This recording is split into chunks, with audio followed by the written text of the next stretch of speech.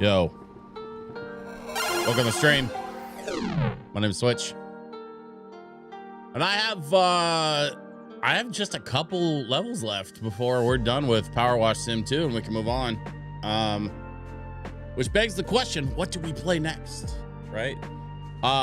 One of the games that I've been dying to play, and I haven't had a chance to play it since it was in beta, is this game called Little Kitty Big City. And apparently it's available on Xbox Live. Like, you know, because I have an Ultimate Pass, like I can install it and we can play it. But that's just one option. Like we have many other options.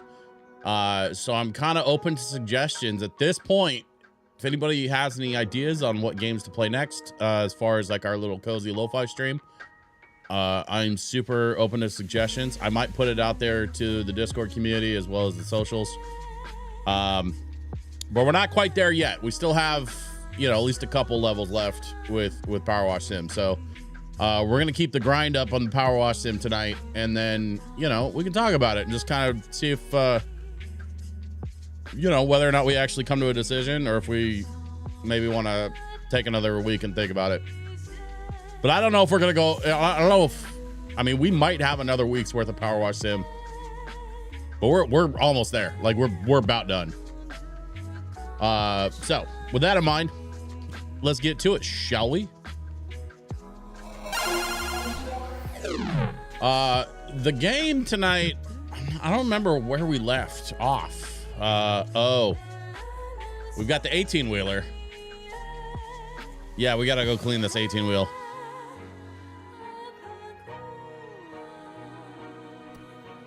I bet there's something inside.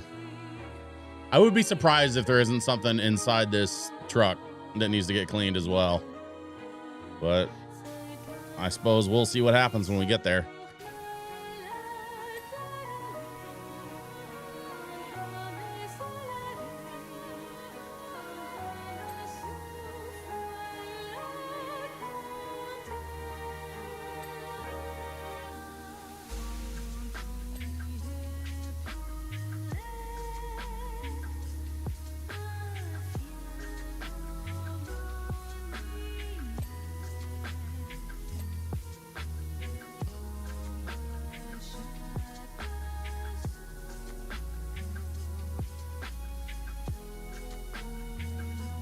It could be interesting to do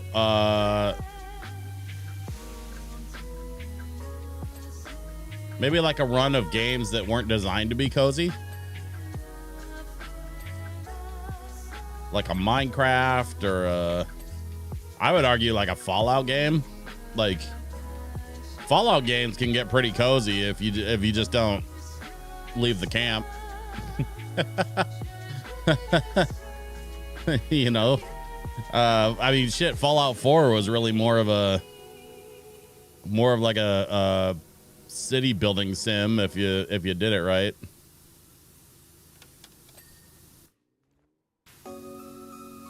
But then you miss out on all the other stuff that Fallout has to offer. So maybe Fallout's not the right move.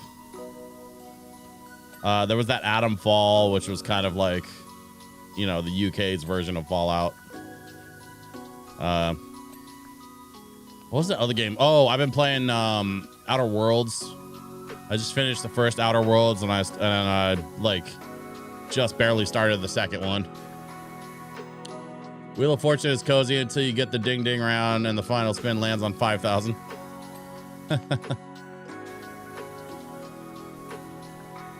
I don't imagine we're gonna play Wheel of Fortune on the stream though.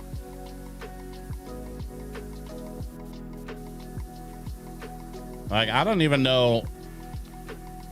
Actually, that's an interesting question. When was the last Wheel of Fortune game published?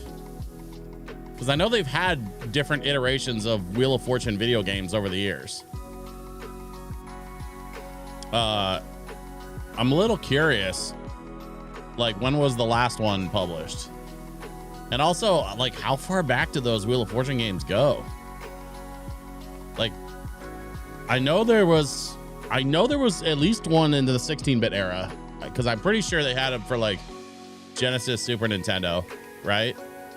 But did they have the 8-bit?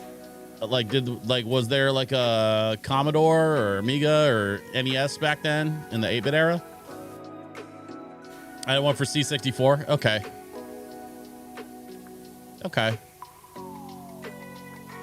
That's kind of what I was thinking, was that as long as they've had video games, they've had Wheel of Fortune. But then that kind of makes me wonder, all right, so then, you know, like what my original question was, when was the last one published? Which I'm not going to Google that right now. But it would be fun to look that up later. And you know what's nice about that? I feel like I can look up when was the last Wheel of Fortune game published without falling into like a political shame spiral. You know what I mean? Like, that's one of those things that feels like it should be safe to Google without ending up in some dark corner of the internet that I didn't ask for. And we love that.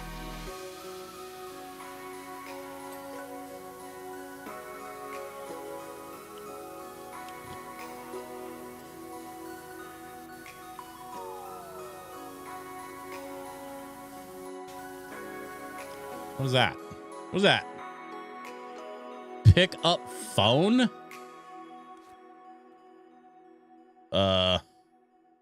Joe, why aren't you picking up? You better not have lost your phone again. And where are you? What's taking so long? Jeff Jefferson the 13th sounds pretty pissed. You did find a truck to pick up Rocky and the bike, right? We need those gems to thrust yesterday. If that bizarre dirtification thing's been happening again, then don't get that washer involved, you hear? They already know too much. Uh-oh. For goodness sake. No more telling folks it was a dirt cloud, okay? Sounds ridiculous. No telling anyone the code's 1234 neither. Yeah. That's definitely something you should type into a text message. Good Lord. The last Wheel of Fortune game was published was for the Switch in October of 2018. Interesting. Okay. I wonder if I could get my hands on that.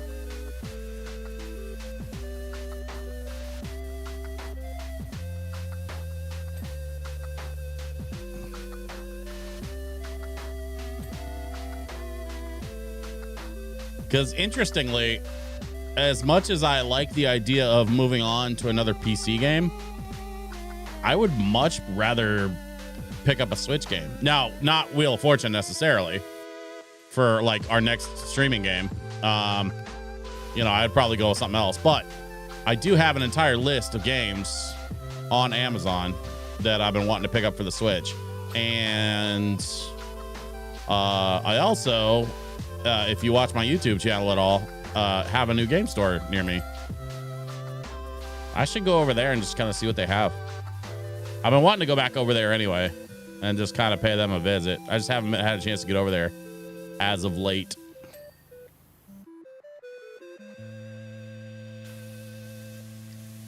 I've been kind of busy doing stuff.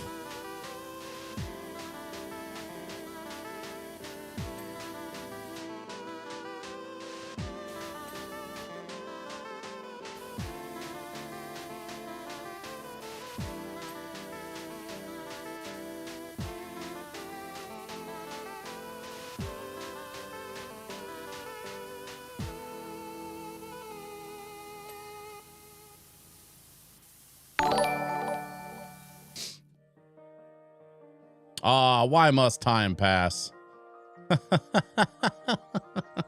Also, happy Friday. Wait, it sucks. It doesn't feature Vanna or Pad. They both got replaced by generic versions. Ew, I don't love that. Pedicabo, it's good to see you, buddy. Thank you for the 70 months of subscribing. I appreciate that.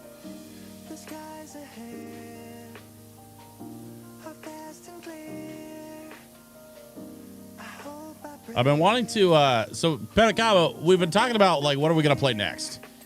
And I want to try to figure out a cozy game. PC is an option. Xbox Live, I have, I've got Xbox Live Ultimate, so like that's an option. But if I had a choice, like if I could pick anything, I would much prefer a physical Switch game over any other platform. So that's something we've been, I've been kind of thinking about as we're winding towards the end of Power Wash Sim 2. We're going to need something else to play here pretty soon. Stardew Valley, I'm kind of waiting on the update, so I don't really want to go back to Stardew Valley yet until the new content comes out. I don't know shit about Switch cozy games. Okay. Well, and not even just Switch cozy games, but like Switch cozy games that are available physically. That's the other thing. I really like, I still want to add more physical games to my collection. And that's something I'd wanted to do that more last year, and I ended up spending a bunch of money on DJ gear instead. The good news is now I have the DJ gear. I don't have to buy that shit again. And I'm working on possibly developing some relationships to test some new gear this year. That's one of the things I want to do, is try to get my YouTube channel back up and running and kind of get moving on some video production stuff. I've been putting it off. And I really just need to get going on it. What I need to do is kind of finish. I've got a little side project that I've been sitting on. So I need to finish that, and then I can get going on the YouTube channel again. So we'll see. I'm not 100% sure what's going to happen there, but we'll see. I do actually have a live stream next Tuesday at 1 p.m. Eastern, which is 10 a.m. Pacific, I think. 12, 11, yeah. So next Tuesday at 10 a.m. Pacific, 1 p.m. Eastern, I'll be going live on the DJ Guru's channel, and I'll get to hang out with my buddy Justin and talk about DJ stuff, which is kind of what I wanted to do originally, but then Justin's been kind of restructuring some things, and so that's part of why I decided, you know what, fuck it, I'm just gonna release stuff on my own channel. And then if he wants me to contribute some stuff to the DJ's Guru, I can do that too. You know what I mean? Like, that's one of those things where like I'm more than happy to contribute anytime he asks. But you know, I want to make videos, and I want to make videos. I think more than like, you know, every 6 months. So we'll see. You know, if Justin wants me to make more videos for him this year, I mean, the answer is yes. Like I love working with that guy, and I love, you know, doing stuff for the DJ's Guru. So we'll see what happens this year. But we're starting with a live stream, and that live stream is going to be next Tuesday, and I would love to have y'all come hang out if you're around. Just check out the DJ's Guru on Twitch or YouTube. We're going to be going live Tuesday at 10 a.m. Pacific, 1 p.m. Eastern. And I'll throw out something over the weekend just to kind of let everybody know on social. Just because I know there's not a lot of folks watching this. You'll be working. That's cool. The stuff's gonna be up later on you know, on the VOD and whatnot. If you have, you know, a deep-seated interest in the inner workings of the DJ business and you're dying to listen to me and my buddy Justin talk about it for an hour, then I've got good news for you. But you know what, like, in truth, if y'all miss out on this one, that's okay too. This is the thing about the DJ's Guru is it's designed to be an educational outlet for DJs. And so, you know, much as I love having y'all hang out for stuff like that, I completely understand if it's not necessarily of interest. I'll be recovering from a hangover that day, but I'll be around. Nice. Trans Raven dude, what up? How are we? We're doing good. We're talking about what game to play. I'm trying to figure out, like, what am I going to play next? Because we're kind of winding down towards the end of Power Wash Sim 2. And I don't know how much Power Wash Sim 2 we have left, but I would be surprised if we make it through next week. Like, we're getting real close. So I got to figure out what game to play next. And I got to figure out, like, what platform, right? Like, cause I have PC, I have Xbox Live Ultimate via the PC. I also have Switch available as a platform option.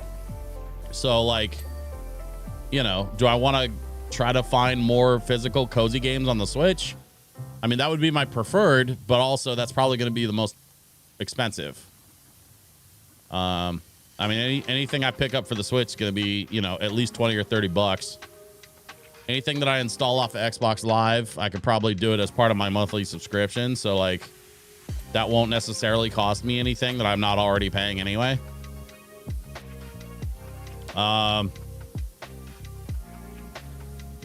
There was a game there. I saw that there's a game on Xbox Live I've been wanting to play called Little Kitty Big City. I've been wanting to play that one for a minute. I think that game's about 2 years old now.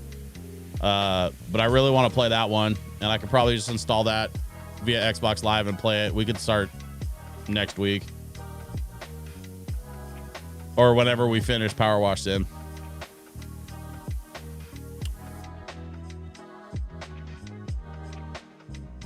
Don't be afraid to sing it. Play E.T. the Extraterrestrial for Atari 2600. I think you misunderstand the purpose of cozy gaming. The idea is we're supposed to hang out and listen to lo-fi and not have anxiety take over our lives for a little bit.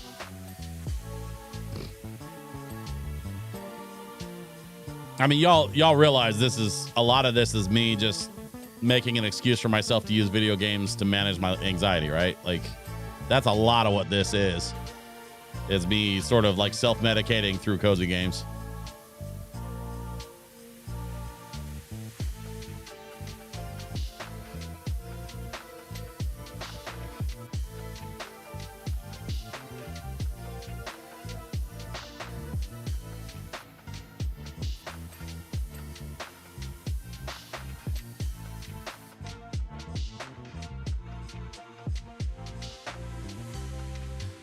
You want to take a blocky beige potato farting around is cozy? I don't.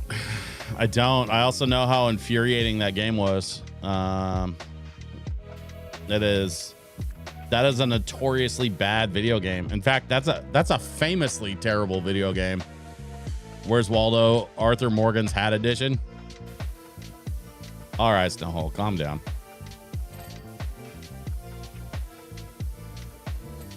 I would love a new Red Dead Redemption game. I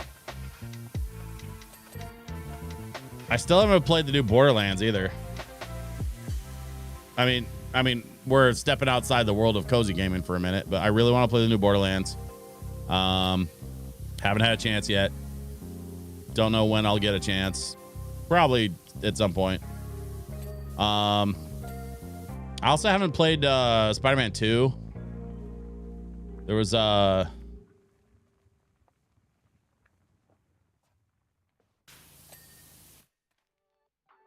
we gotta get up top.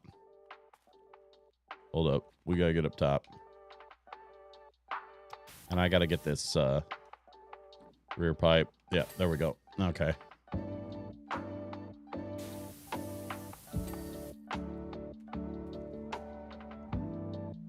Trailer roof and trailer roof trim. Okay. Actually, you know what we're gonna do? We're gonna do this.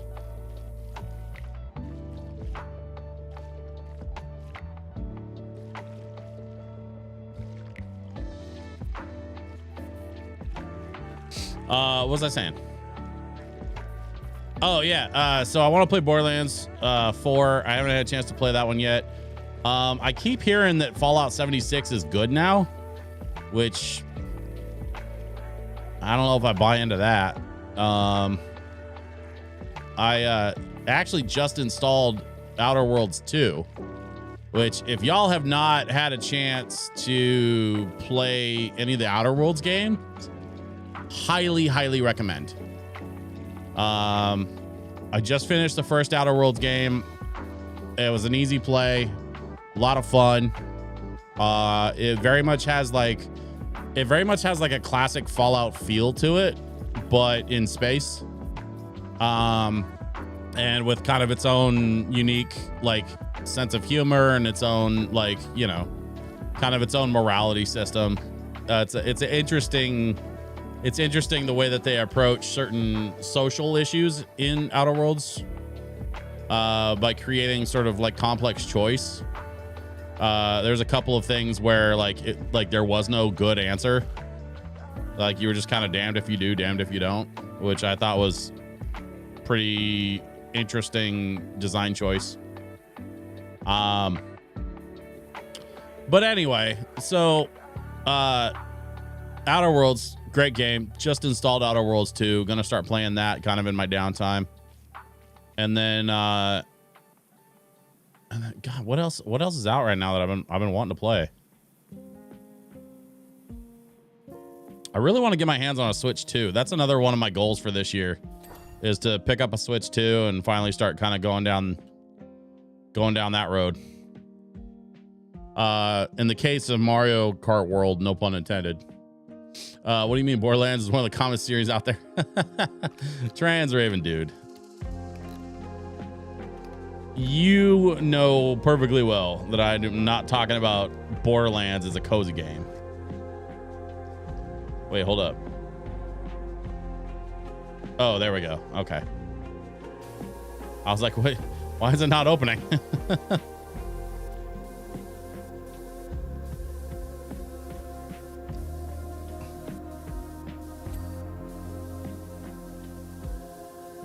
I would argue Borderlands is one of the least cozy games out there. The bad guys are literally like hopped up on some weird future version of PCP.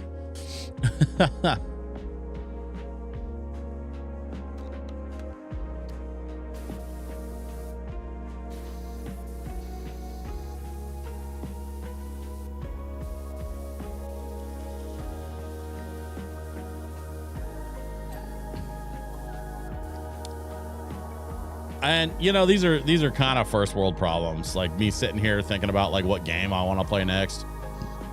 Like I know that's a kind of a privileged conversation to have, right? But it's a conversation I think it's worth having nonetheless. I'm gonna figure it out.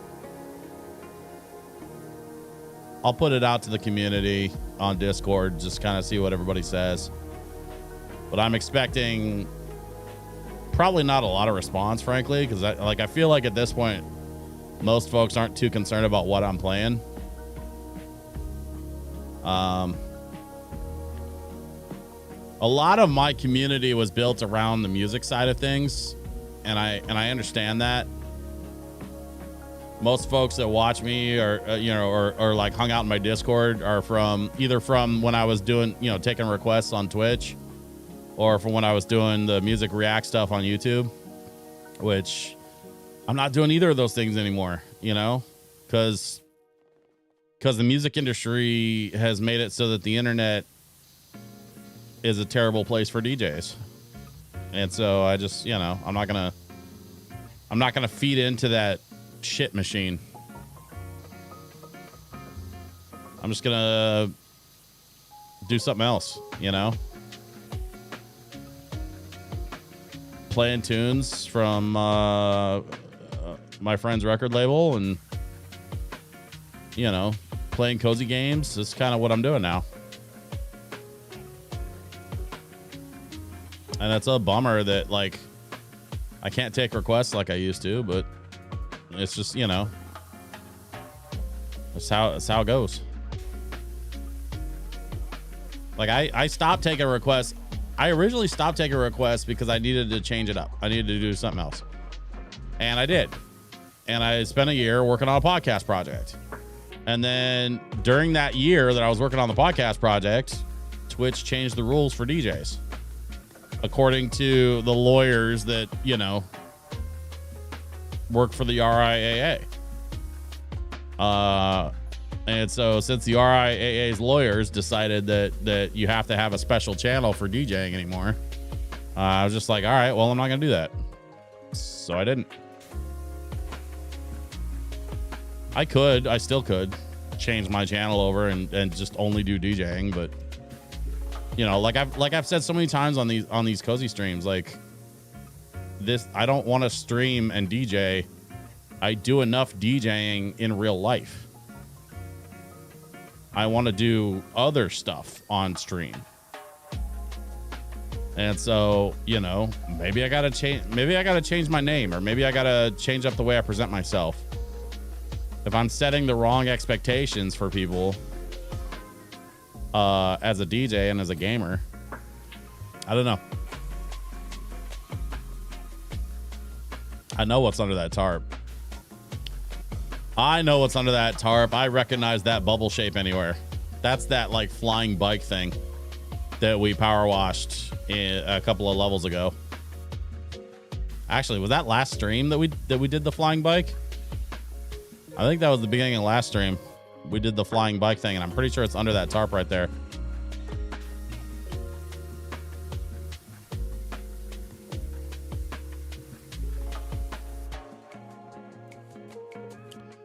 A lot of industries have made the internet a shitty place for all sorts of people.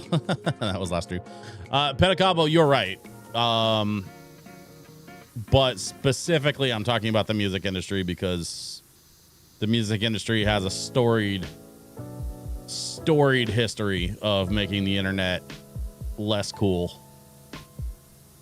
For as long as there have been internet, the music industry has made it less fun.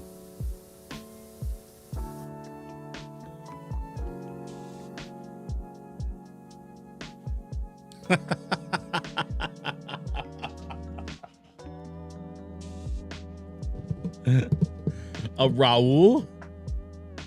I mean, I would have thought something Italian.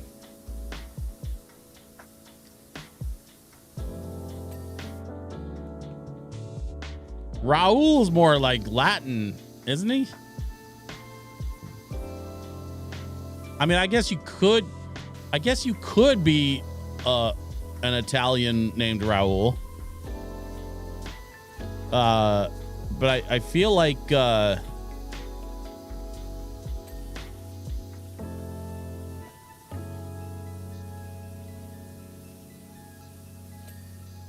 don't know. I feel like if I was gonna change my name, I would lean more into the Italian heritage part.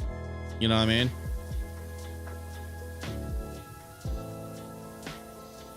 Go with like I mean, I've got a cousin Dimitri, so I probably wouldn't use that.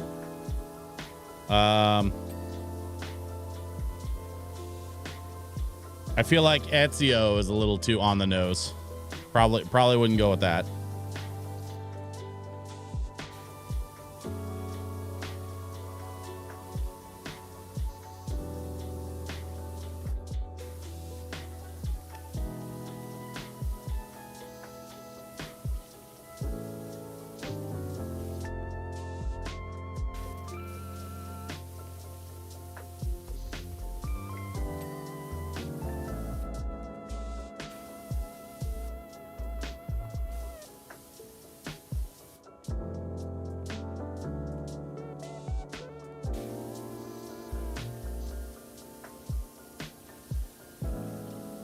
I just want to get as much of this cleaned off as possible, because as soon as I open that lid, I don't want to have to close it again.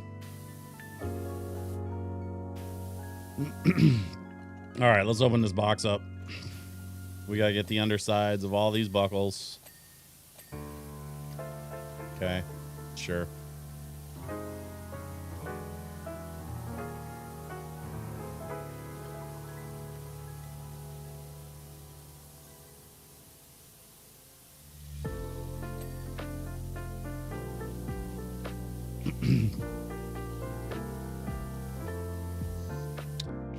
This level feels like a nice little warm-up. I have no idea what the next level is going to be. I don't remember. Like, I looked at one point. But it's been a minute, and I'm not going to look it up right now. I'm busy.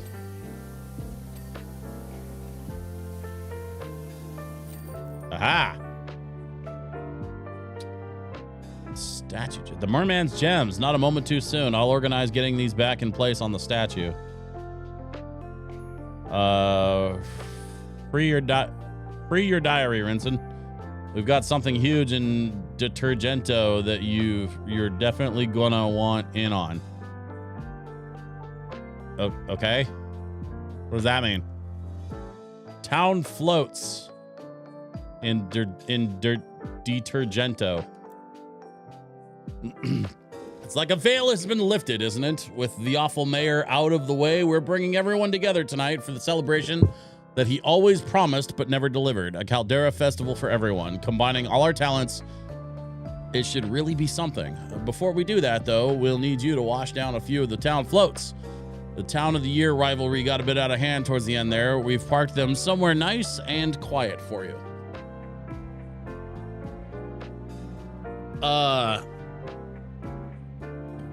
Okay. Let's go wash some floats.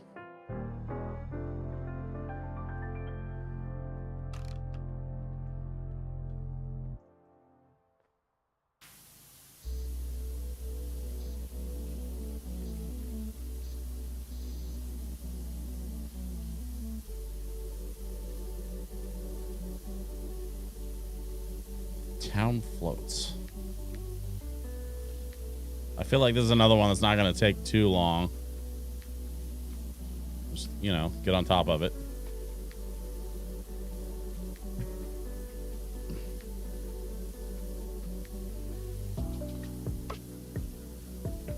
See, we got new Star Trek this week. Don't forget, next Friday, I have my Star Trek panel at Fan Expo Portland, which means I will not be streaming. So we're going to stream next Wednesday, and then we will not be streaming Friday because I have to go do a panel.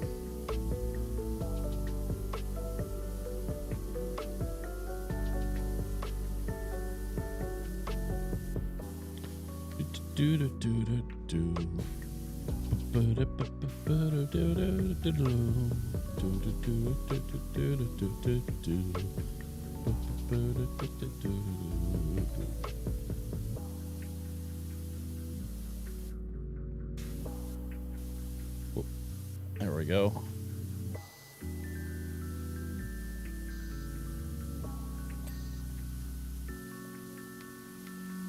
Raccoon base trim. Base. How low can you go?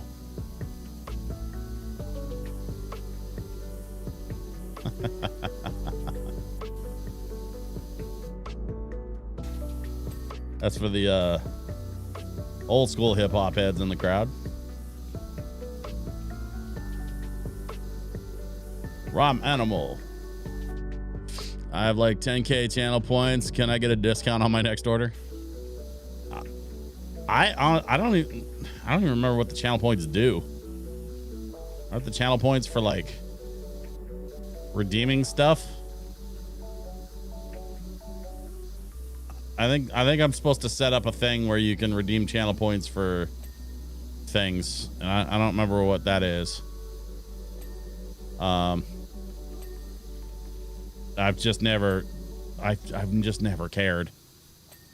Like that's I think one of the reasons why I'm not a more successful streamer is there's stuff about streaming that I just can't bring myself to give a shit about. Like I just can't. Other streamers do it. That's fine if that works for them. You know, no judgment. I just don't care. It's 'cause, honestly, I think it's because I do this for fun and I don't really do this to try and like make a living. You know, like I was far more concerned during the pandemic about like trying to build a stream and do something, I guess, more impactful. Anymore, this is me just playing some lo-fi and hanging out. And if I can, you know, kick it with some cool ass nerds like y'all, then you know, then there we go. Something about emotes, okay, something like that. I have a chunk in the bank. Bits are worth money, but I think channel points are just for chat bling. Yes. I think you are correct. I think bits are the actual money, and then channel points are just, you know, for funsies. Because I think channel points, you rack those up by watch time. So, like, the more you watch, the more channel points you get. And honestly, you two probably have some saved up at this point, because you guys watch pretty regularly.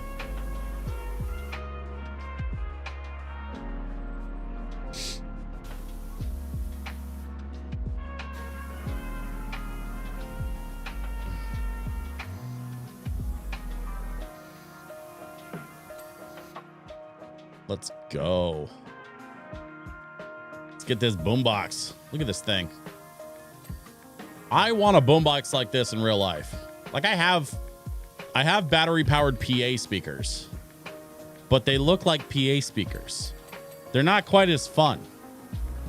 I think a boombox built on the same technology that runs my PA speakers would sell extremely well.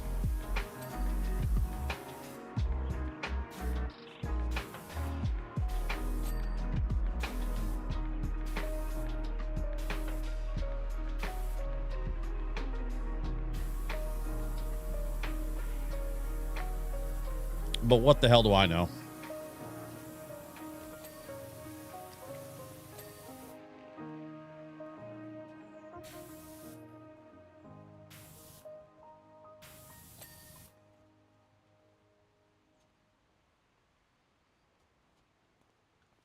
It's weird to me. And you know what? So thinking about my live stream next week, right? I told y'all I'm live streaming with DJ's Guru. And thinking about that live stream, it is weird to me that professional audio manufacturers don't make more products in line with a consumer market. And here, I'll explain what I mean by that. Because the audiences are different, right? Like someone like a Mackie or an Evie or a JBL, like JBL is maybe a bad example because they do have a consumer line and they make consumer products for just sort of like your average person that wants a Bluetooth speaker or a pair of headphones or whatever. Like they make that stuff.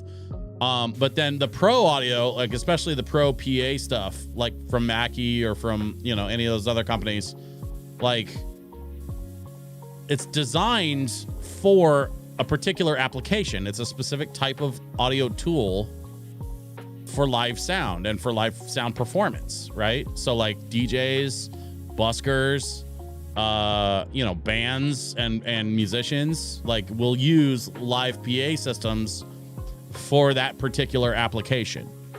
What that also means is you have a whole bunch of companies out there making Bluetooth speakers and shit that those Bluetooth speakers don't really work for those of us in the professional audio space that need, you know, like low latency balanced inputs for like professional audio equipment, stuff like that.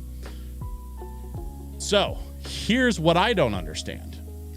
And the reason why I keep mentioning Mackie is because I have a pair of their battery powered PA speakers. Why doesn't Mackie make a boombox that has professional inputs that would sell like bananas to the DJ and, you know, busking community? Like, I don't know any buskers out there anywhere that wouldn't want a pro audio speaker that looks like a boombox, but has, you know, the features and inputs and stuff that we need for professional audio and for like professional like music performance. It is crazy to me that more of these pro audio companies are just turning their nose up at the consumer audio market when they could be making a shit ton of money by just stomping all over the consumer audio space. You know, if you need a $40 Bluetooth speaker, then it's not for you. But honestly, those people that are shopping for a $40 Bluetooth speaker wouldn't be buying a PA speaker anyway.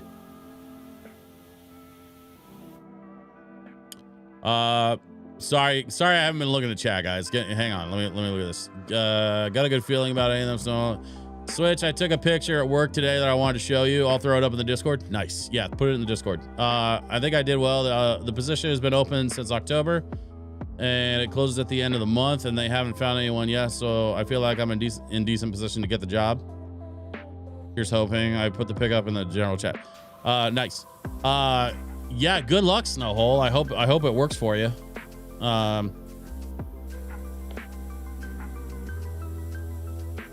If you feel like it went well, I mean, maybe you've got a good shot. I kind of miss the way that applying for jobs used to be a little bit, where it was more of like a in-person judgment call. And I understand that companies, you know, they're about efficiency and they want to make sure that they hire the best candidate, and you know, the process of that, you have to take a lot of the sort of subjective parts out of it. Like, I get all that, but also at some point, you know, you're just dragging things out for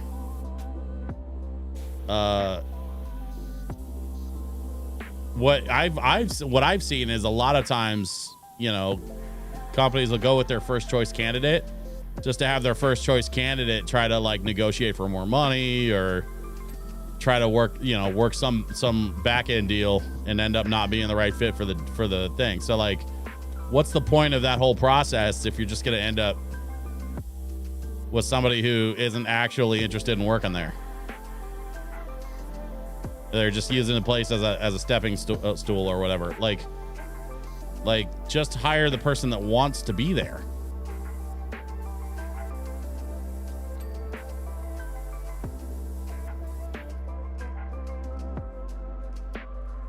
I don't know. Maybe I'm oversimplifying. Maybe there's more to it. I'm not gonna sit here and pretend like I work in HR, because I don't hire people. Not like that, you know.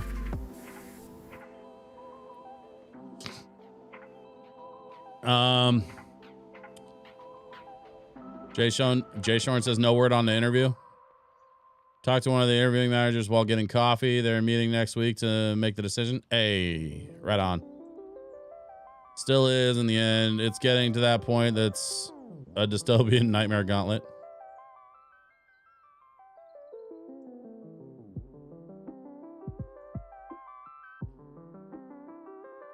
Why do you want to work here? Because you're offering a job. Honestly, don't care who the company is. I mean, that's not an attitude that's going to get you hired, though. Like, you want to, like, honestly, like, if you get to a point where you're having an in-person interview, I would just lie at that point. Like, even if you don't actually care about, like, that specific company, that you just want a job, like, that's okay. Lie to them. Tell them you can't wait to be a part of the team and be a part of their story or whatever.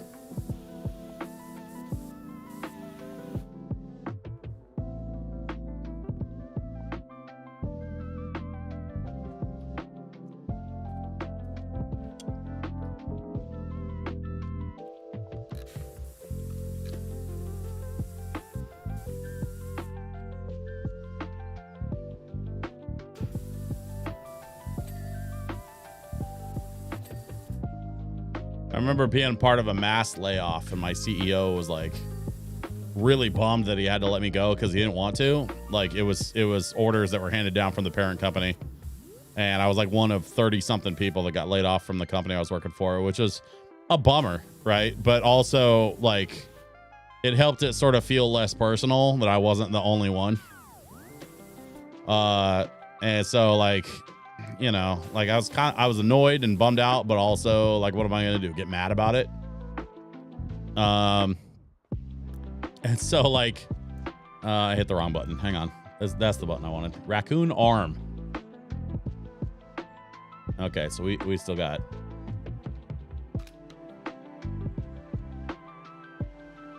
Oh yeah, all up under there. Okay, let's see if I can get.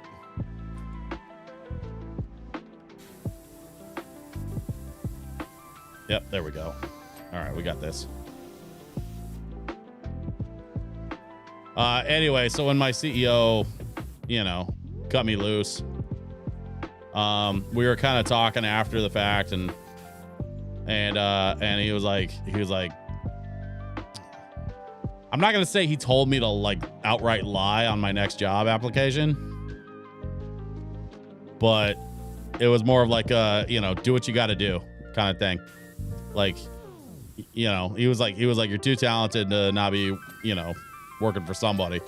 So just do what you got to do and I'll back you up. And I was like, okay.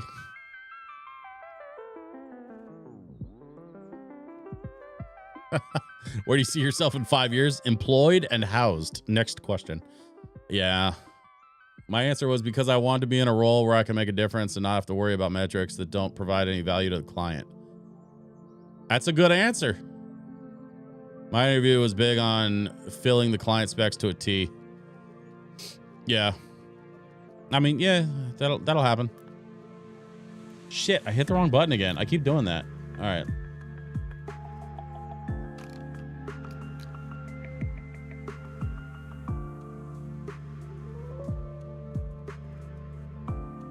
What am I missing? It's that little section there. Okay. Can I, yeah. Maybe do like that. Yeah, there we go. Is that it for the raccoon? I think that's it for the raccoon. All right. We got the country float. We got the peacock float. Let's move on to the peacock.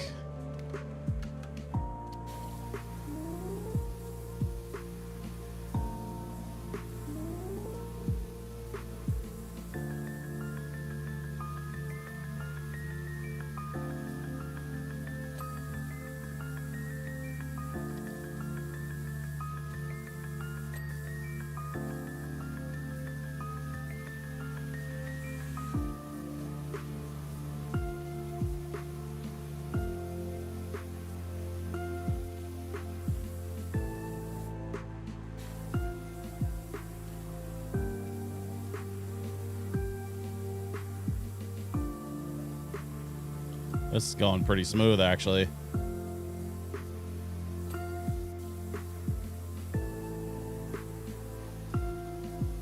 What am I missing? Something underneath here, I'm sure. Why is it not? I don't know why it's not triple triggering the thing, but okay, whatever. Let's just keep grinding. It's all gonna get clean one way or another.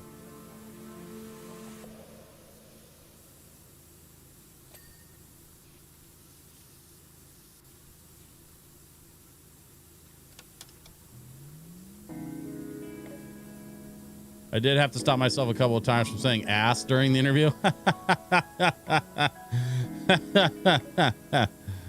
Oh, yeah.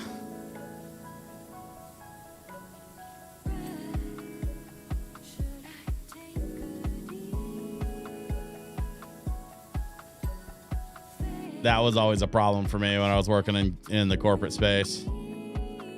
Was the watching my tongue. Don't let my tongue get away from me.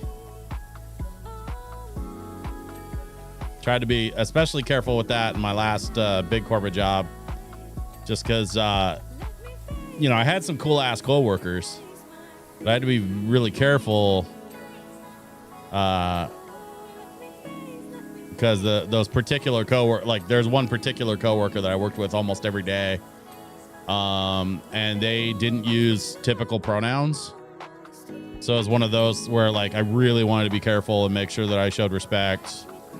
At the very least, like showed respect to them through their pronouns, to let them know that like if I said anything disrespectful, or if I did anything kind of like as a joke, that, you know, I didn't want it to cross the boundary into you know, an HR problem. That was one of the things I was really worried about when I was working in corporate, was because I can be such a goofball and I can be such a jackass sometimes, and I never mean harm. But just because you don't mean harm doesn't mean the harm can't be done if you're not careful. And boy, I've learned that lesson over the years. So I just, you know, you try to be careful and you try to establish good working relationships with folks so that, you know, so you don't end up at the principal's office, frankly.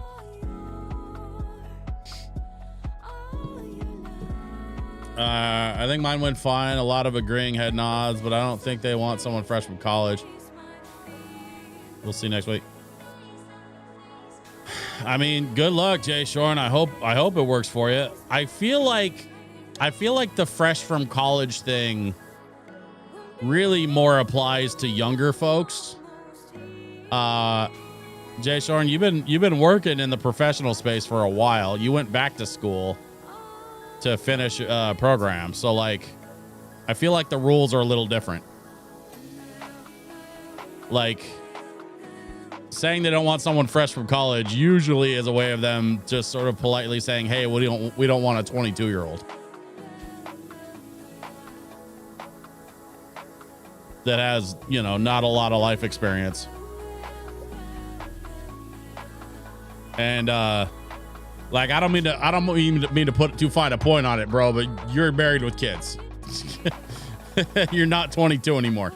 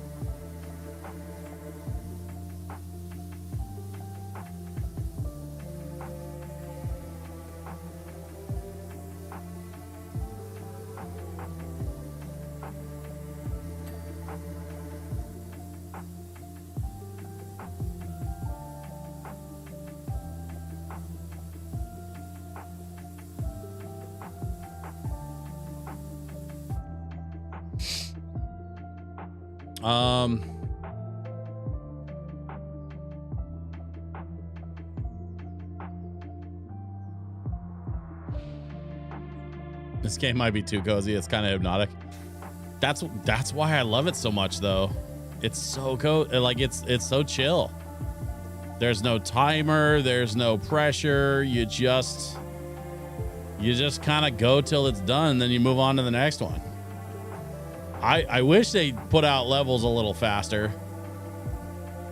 At least they've announced the next like DLC collab, but I don't think it comes out for another month or two. I can't remember when they said that it's coming out, but they're doing an Adventure Time collab for Power Wash Sim 2 as their first like big like licensed DLC pack. And I'm not even an Adventure Time fan, but I'll probably buy it anyway just because like I'm a big Power Wash fan. I just want to power wash all the things all the time.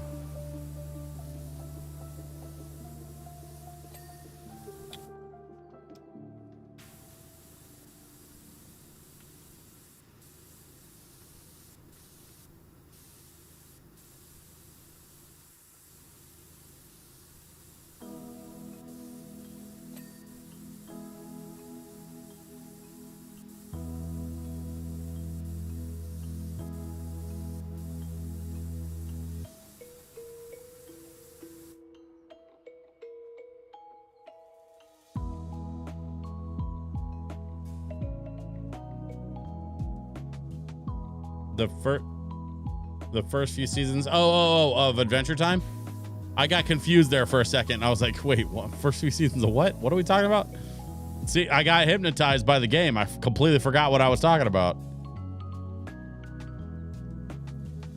Professional hazard, I guess.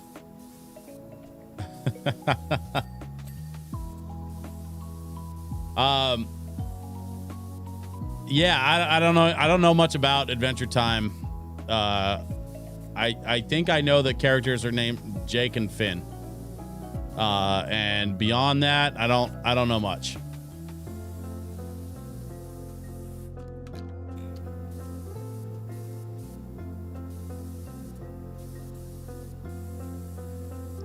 I know that there are some folks who are like huge fans. Like it's got a pretty big following. So, you know, it's just one of those things. No, I don't find myself using pronouns to refer to people all that often. Certainly not often enough for it to feel like walking on eggshells. Here's the thing. One of the easiest ways to avoid misusing someone's pronouns is by just making an effort. That's what I found. As somebody who was, you know, assigned male at birth and uses male pronouns, you know, and identifies as the gender and orientation that I was assigned at birth, like, I found that the biggest thing you can do for folks that are, you know, that don't use the pronouns that they were assigned, you fucking try. You make an effort. And if you slip, a lot of times, as long as you've been making an effort, they won't come down on you. Like they'll at least if you like genuinely give an effort, they'll give you a pass. But it's really like it comes down to interpersonal respect. And just, you know, you make an effort with folks. You try. That's all they can really ask you to do. Because the thing is, a lot of people won't even try. And that's the shitty part, right? And I don't ever want to be in a situation where someone decides that, you know,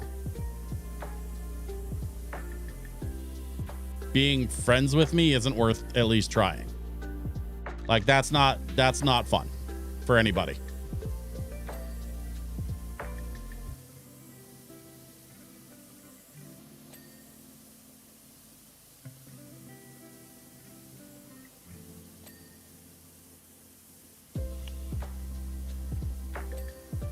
there are unfortunately people out there that just don't see value in treating others well and making that effort, and that's a bummer. I honestly, like, I'm one of those people that genuinely believes the whole entire world would be better if we just tried, you know, like just make a little effort to try your best, even if you don't get it perfect, even if you don't get it 100% right. If you're honestly just fucking trying, that's all you got to do. I watched the first few seasons. You'd probably like it. It seems like something you should already be into. Really? Interesting. Okay. Yeah, I mean, you know, maybe that'll be the move, is like when they release the Adventure Time DLC for Power Wash Sim, I'll finally like sit down and give it a watch and maybe make a YouTube video about it or something. I don't know.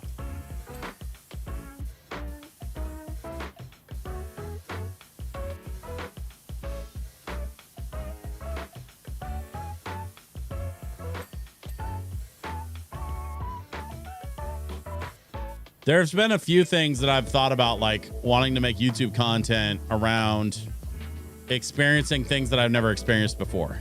Adventure Time is a good example of something that I've never experienced before, really. So like it could make for some interesting YouTube content to build something like that. Adventure Time seems like a Switch kind of thing. It's kind of cozy in its own right and more than a little surreal. Okay, fair enough.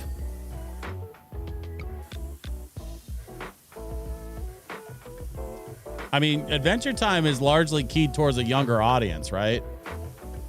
So like it should be pretty accessible, I would imagine. Not like a young audience. No, it's not. I mean, it's not like Dora the Explorer or whatever, but like, you know, younger in the sense of like, it should be pretty accessible to watch, you know, for somebody that has anxiety or for somebody that, you know, like I watch a lot of stuff that's not designed for younger audiences. I just finished the last season of Tulsa King, for example, which that's not for a young audience, you know. I was just talking to somebody. Who was I talking to? Pedicabo, was it you? Or was it somebody else that I was talking to about Breaking Bad? And, I want to go back and rewatch Breaking Bad. I say rewatch because I watched like the first half of the first season once, but we were kind of talking about. Oh, okay, I was talking to somebody recently, and I feel like it was in chat. We were talking about the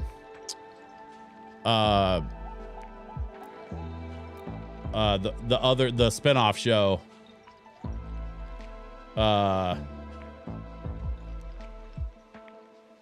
Better Call Saul.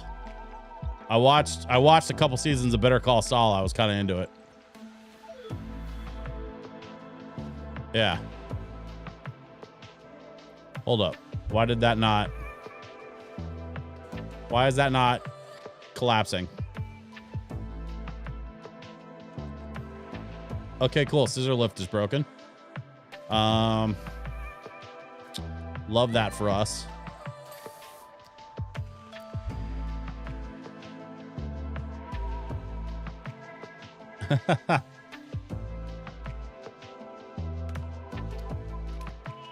Oh yeah, we got to get that part.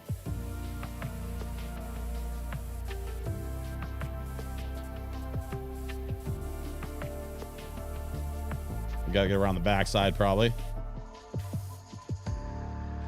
I'm not overly concerned about the scissor lift, if I'm being honest. It's fine. It can kind of, you know, be what it is.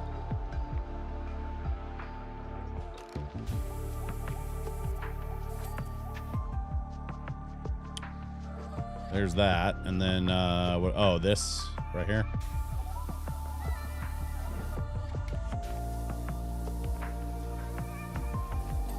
There we go.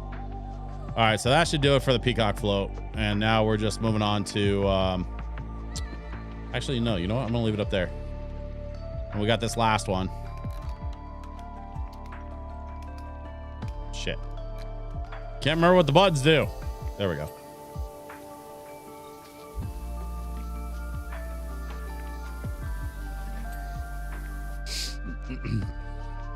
I keep telling myself to play more Cyberpunk, but when I get off work, I just want passive entertainment. I will say Cyberpunk, my favorite part about that game is that you can kind of do it at your own pace. Decisions have consequences in that game. So like, you know, you don't want to play it too passively.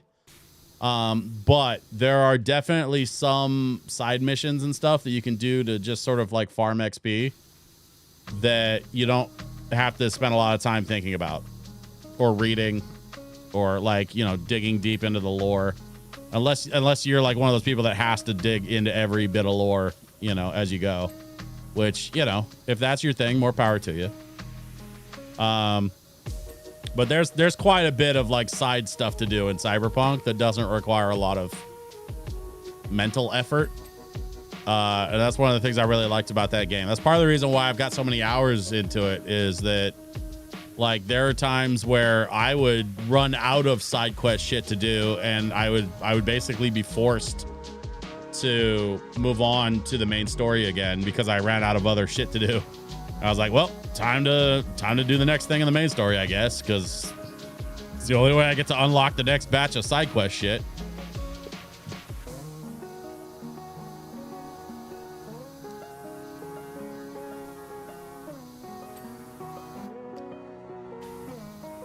That's one of my favorite things about that game. Is just it's designed so well that like no matter what kind of gaming mood you're in, you can find something to do in Cyberpunk, if that makes sense.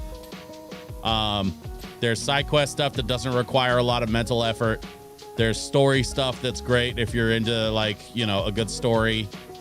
There's some missions where you can just, you know, go full stealth mode and see if you can complete the mission without getting detected, or, you know, without killing anybody, or without, you know, whatever. Like, there's so much to do and so many different ways to do it. That's why I think I really appreciate that game so much, is it's just so well designed that you can play it however you want and still get a lot of fulfillment out of it. Why no soap? You were all about it at the start of the playthrough. So I found that the soap has been less effective as I've unlocked more powerful washers.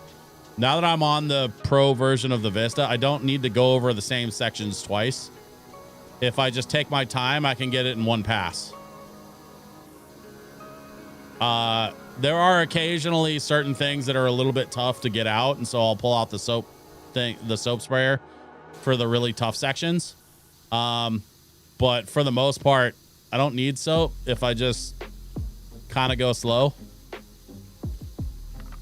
And, you know, it's a cozy stream, so not in a real hurry anyway. So why not? I'm not timing myself. This game's not really about that time trial life. You know what I'm saying? You can. I think there's like a challenge section, or at least there was in the first one, where you could like time yourself to see how fast you could finish a level or whatever. And it was funny because like when we first downloaded this game, not this game, but like the first version, my wife and I both got the first version and we're playing it, and we were kind of like competing with each other a little bit to see how fast we could finish a level. And that, I mean, not only did that get pretty old pretty quickly, but I also started to realize that's kind of not the point.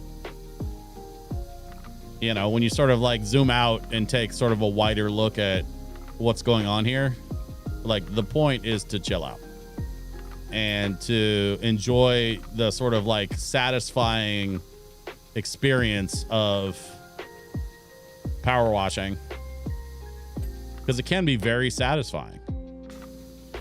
But, you know, if you're trying to compete with yourself, or if you're trying to compete with someone else, that satisfaction kind of goes away.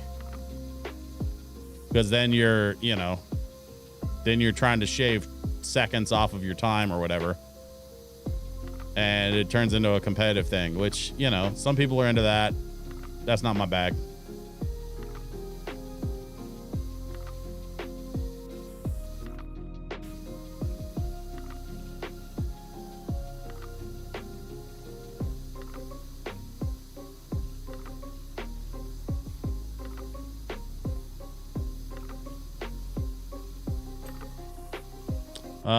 I kind of am the sort of person who needs to dig into lore. I read pretty much every book in my first Skyrim playthrough. Nice. Well, and that's the thing is Cyberpunk specifically, you know, they have the TV show Edge Runners, which by the way, I highly recommend. Very good. They have they've got books, they've got comics. I mean, they've done a pretty good job of expanding the world of Cyberpunk beyond the video game. So, like, if you're looking for that kind of stuff, there's plenty of that to be had. I personally can't speak to the quality of the books or anything because I haven't read any of them. Maybe someday I'll sit down and thumb through a comic or something, but mostly I just like the game. Oh, and I did watch the TV show. Like, you know, I did watch Edge Runners. It was really good, but for the most part, I just kind of stick to the game, and I played through it twice on two different. There's like you pick a background when you first like create your character. You kind of make a decision about like what your character's background is and where you kind of come from, and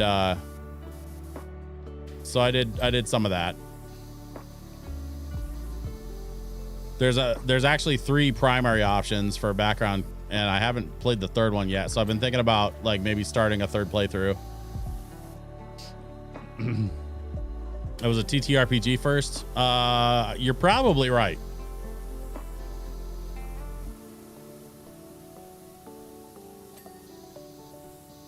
Yeah, you're probably right. I imagine Cyberpunk didn't start out as a video game. I think it's an adaptation of another something. Probably an RPG.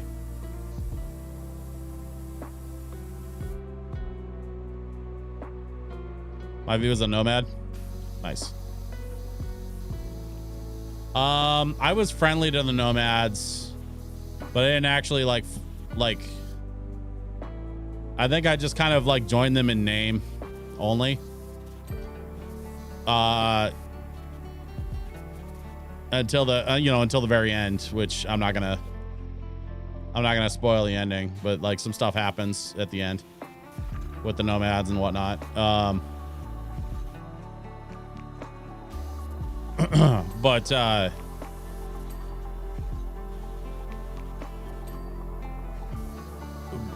yeah, definitely friendly to nomads, especially like as a male V, like, you know, you kind of have a choice. The sort of weird thing to me is they put so much detail into Cyberpunk, but then they only kind of gave you a couple choices for romance options. So like if you're playing a straight male, your only real option is Pan Am. If you're playing a gay male, your only real option is what's his name? The cop.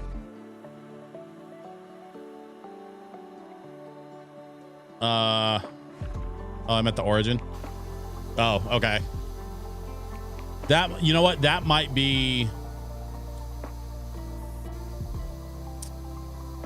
the one that I haven't played yet, actually, now that I'm thinking about it. Because I did a corpo background, and I think I did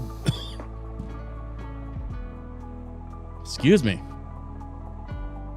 I think I did corporal background, and then I think my first one was actually Street Kid.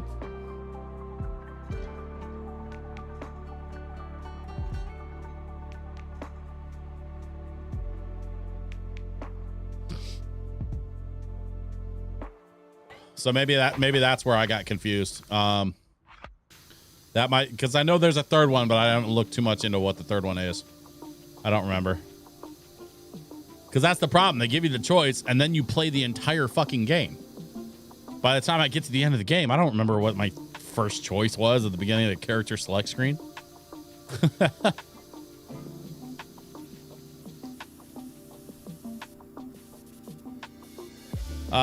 The other thing I will say is if you have the Phantom Liberty DLC, it is 1,000% worth it.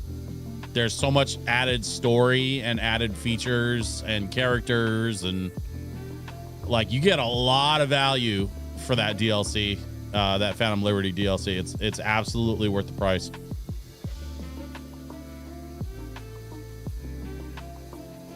I almost feel like the Phantom Liberty DLC, they took their time with it as a way to sort of make up for the rough launch they had, because they had a pretty rough launch. And, you know, it was during the pandemic. They were like rushing it out because everybody was at home playing video games, and they wanted to capitalize on that video game market boom when everybody was stuck at home. But like, dude, that was a rough launch, and they knew it. I don't think they wanted to launch when they did. I think the publisher kind of forced their hand there.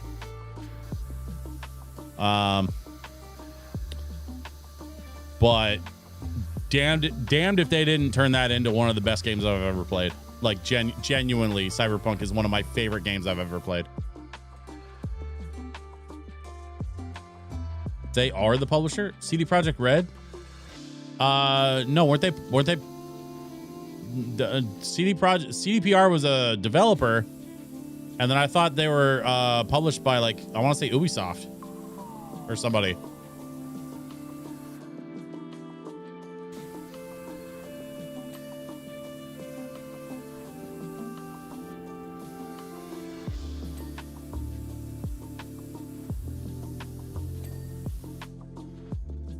CD Projekt is the publisher, CDPR is the developer. Okay,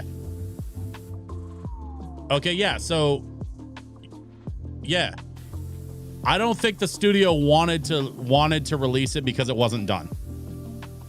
And I think the publisher didn't give them a choice. I think CD Projekt kind of just said, "Nah, you gotta put it out." Maybe it was a budget thing. Maybe they were running out of money. I don't know. I don't know the full story there. I would be interested in maybe looking into it someday, but I'm not going to worry about it right now. Being the same, so they're kind of the same company, but they're not. CD Projekt as a publisher is very likely the parent company that owns CDPR. Steam lists both. Okay. Well, then maybe it was like, you know, like a corporate call, like somebody, like an executive that made the decision. Okay, see, now you're gonna make me Google this shit. And now I gotta look it up and find out what the fuck happened.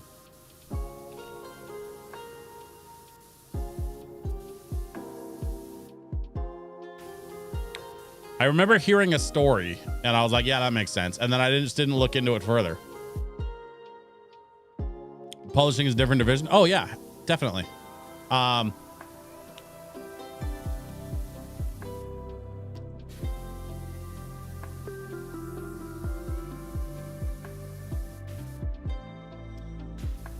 You know, they have different departments and different, you know, different teams working on different sort of aspects of release, you know, just like any other software company. I mean, hell, when I worked at my game company, we were bouncing back and forth between different release candidates for every update. And there was a couple of times where we had to sync our release candidates because we were getting too far. They were getting too far apart from each other. Like they would fix an update in a release candidate and then push a new update that had the bugs from the old one because they were developing the new update based on an old release candidate. And so then we would have to like stop production and sync everything before we went back to releasing. You know, it's stuff like that that people don't really know about you know, modern video game production unless you work in the industry.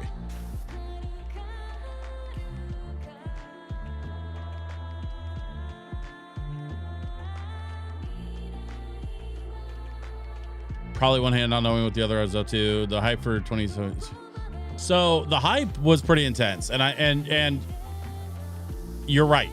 And the thing is, like, a big part of why they were having trouble was they were struggling with the previous generation console stuff. So everybody that had a PS4 and bought Cyberpunk was complaining because it wasn't optimized very well for the PS4. PC, same thing. You know, it took them a little while to optimize a lot of the assets and kind of like get Cyberpunk down to where it could run a little better on lower power machines and lower power consoles. And that's the kind of thing that usually is one of the last things that gets dealt with in a production cycle. You make the game that you're trying to make, and then once the game is made, then you optimize it, right? You can't optimize something that isn't finished yet.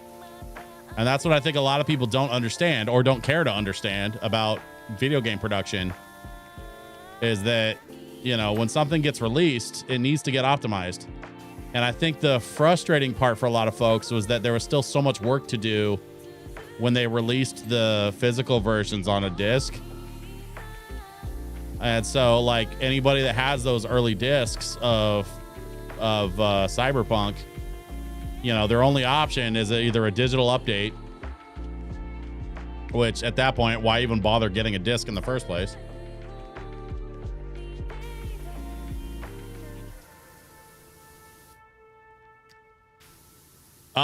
Dude, I'm going to tell you right now, it goes so far beyond just a manageable scope.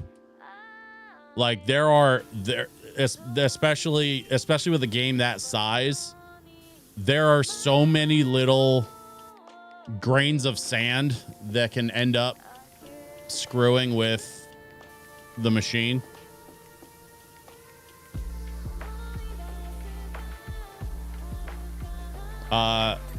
You know, so many little things that can end up being a wrench in the works, that, like, it's literally impossible to navigate all of it perfectly. You're always going to have something, and then you just do your best to try and patch it, you know, as best you can.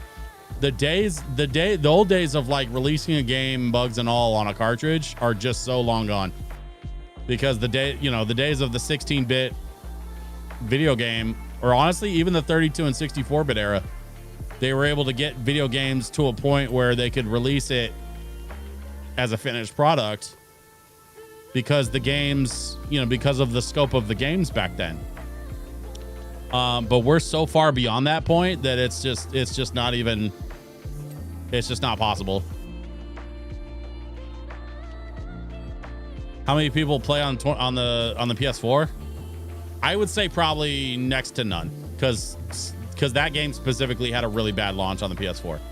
There are probably some, but I couldn't imagine what the numbers look like, unless you're Googling it to find out and you're just wondering if I know the answer, because I assure you I do not know the answer.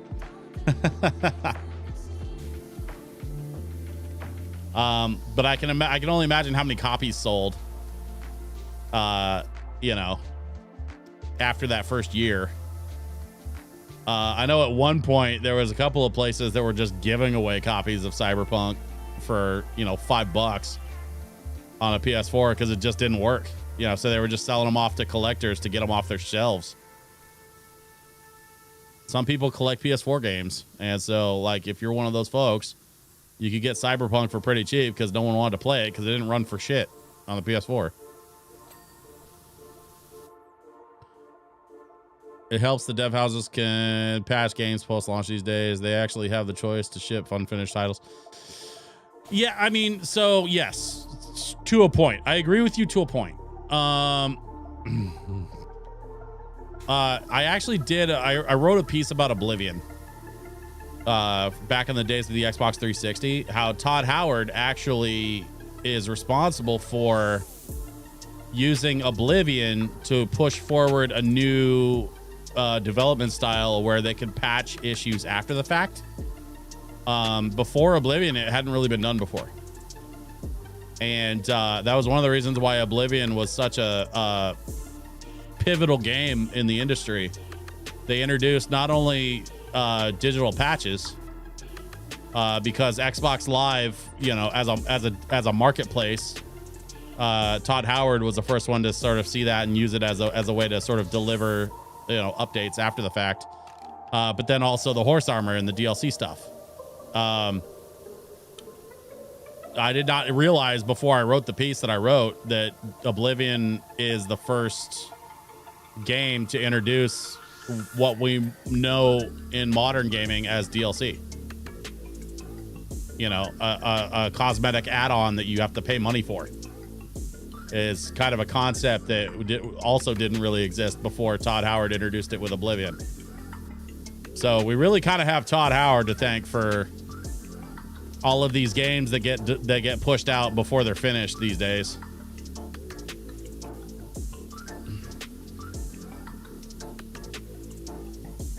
And what's really funny to me is that they had been doing this stuff on PC for a while. Not the like publishing unfinished games or whatever, but pushing through digital patches and you know, like utilizing digital marketplaces for, you know, for stuff other than product sales. DLC and patch, yeah, so yes, kind of. DLC as we know it now, where you can sort of pay for a cosmetic product. That was actually introduced by Todd Howard.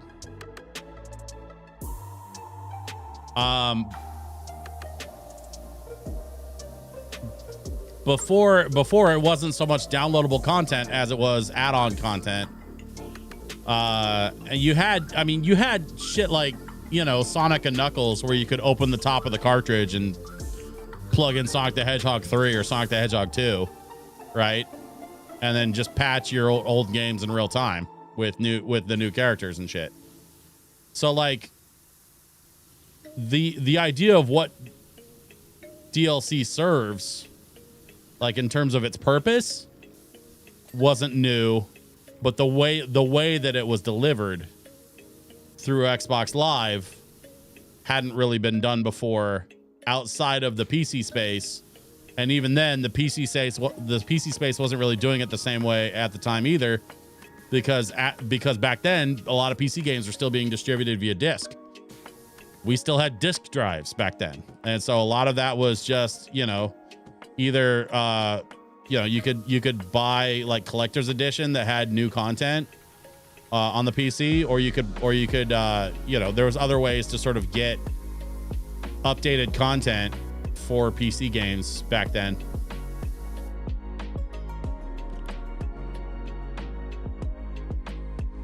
The pointlessness of paid cosmetics was new.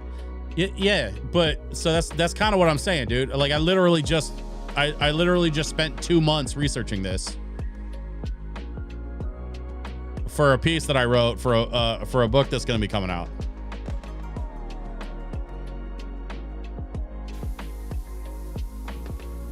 I'm happy to send you my resources if you want to see the same shit that I was reading.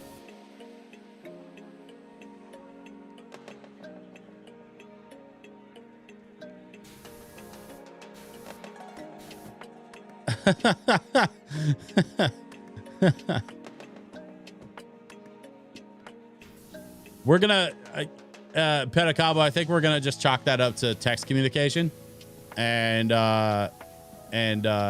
it's all good, buddy. Like, I'm sorry if I'm coming off combative. That was not my intention. I apologize.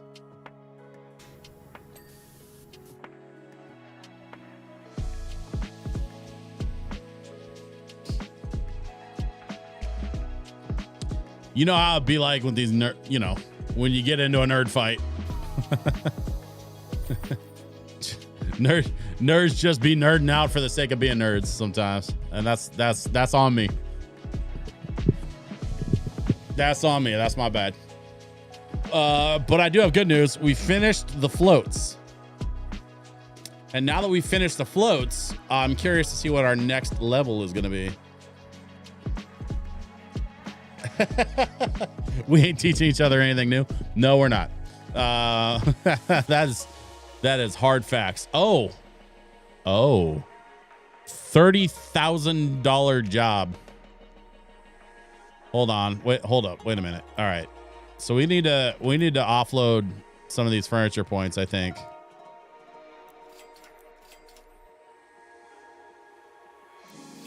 What is that? Gothic lamp?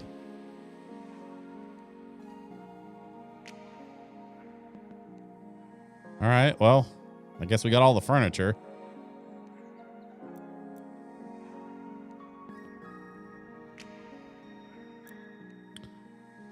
Any other cosmetics we need?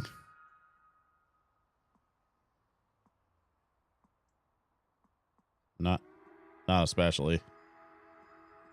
Yeah, I'm not loving any of those. All right. So here's the deal. It's 8:30.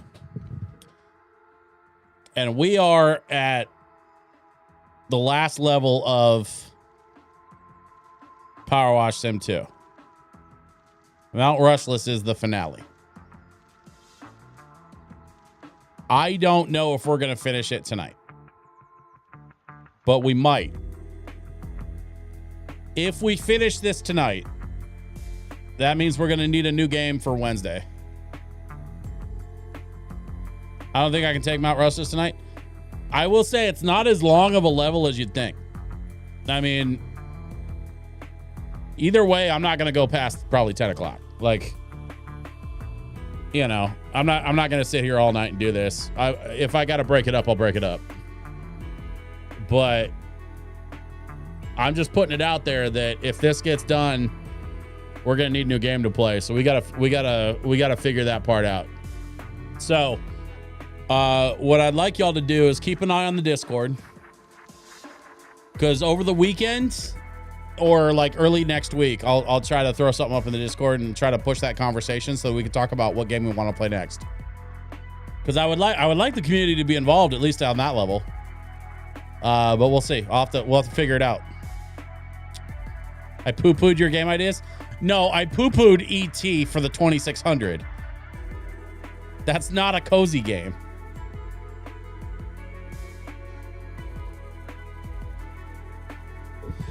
Now I am arguing.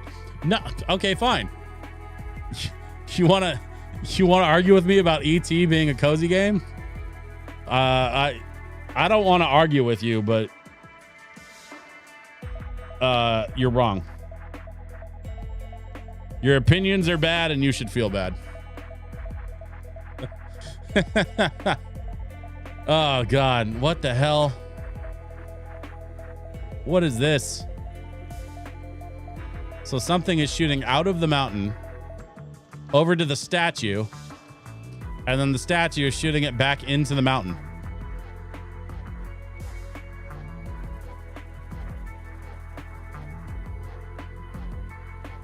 You suggested Borderlands? No, I didn't say I want to play Borderlands as a cozy game. In fact, I'm pretty sure I said flat out Borderlands is not a cozy game. It's just a game that I want to play. I do play other games besides cozy games. You know that, right?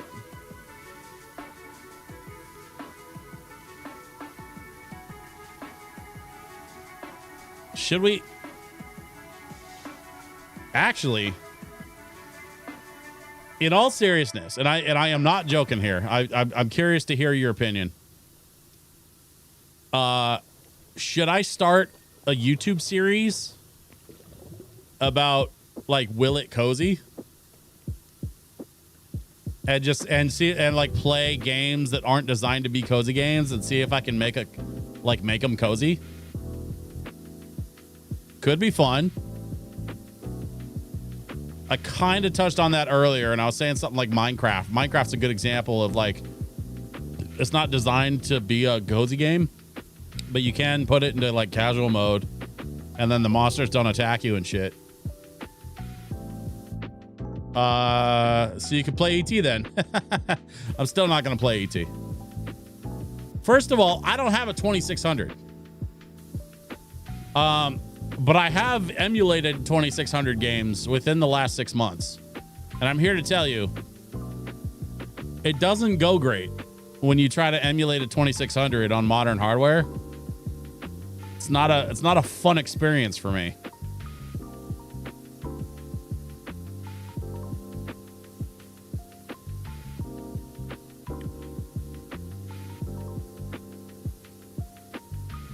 Couldn't hurt to make one. Yeah, I don't know, man. That's an idea. I mean, it would be kind of like an idea for a series, right? Like we play some games and just see if it kind of works as like a cozy vibe kind of thing.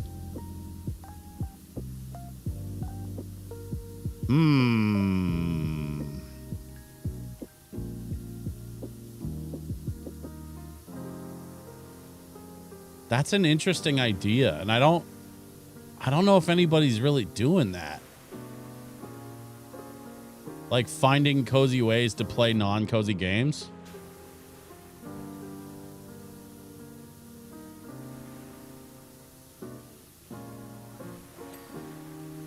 I can tell you right now, there is a way to play Cyberpunk.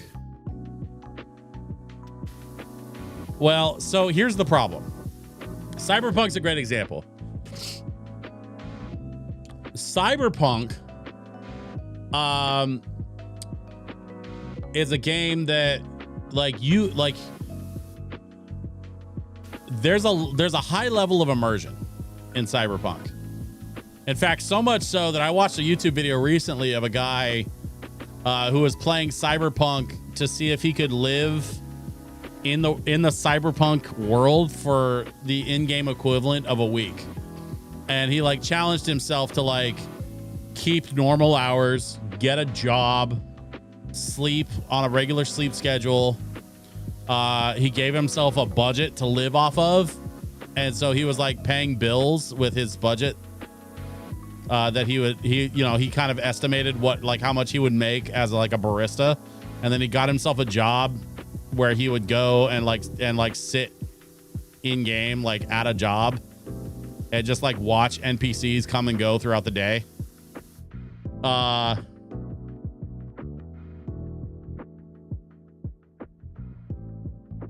Any Austin did a cyber. Okay. Oh, damn. Okay, cool. So you saw the same video I did. Yeah, I mean, I wasn't familiar with that guy. It's just something that popped up in my feed. And I was like, oh, this is interesting. So I watched it. He didn't really budget. Well, yeah, I mean, he said he was gonna, and then he didn't, I think, or something. Like, I don't know. He was trying to live in the world of Cyberpunk as realistically as possible. And I thought it was I thought the scope of his experiment was interesting. And so when I think about playing non-cozy games in a cozy way and then documenting it for YouTube, that's the first video that comes to mind, is him doing that experiment he did in Cyberpunk, where he was trying to live like a normal person in the universe of Cyberpunk based on the in-game,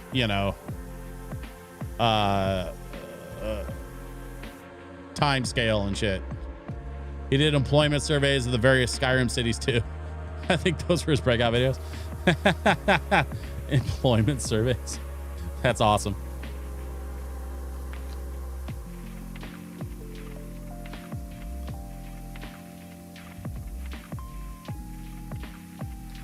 So, so if I did something like that, but sort of changed the scope of it a bit, right? Because I don't want to outright steal Austin's idea. Because that's shitty, and I don't want to do that. I enjoyed his video, and I wouldn't want to do anything to like besmirch his work. But if I borrow the idea and sort of apply it in my own way, I think creatively I could sleep at night, if I do that. And what it means for me is, you know, can I make a lo-fi version, or can I play it in a lo-fi way? And I think Cyberpunk is a good place to start, because I know that game well enough to know that there are ways you can play it that are pretty chill. And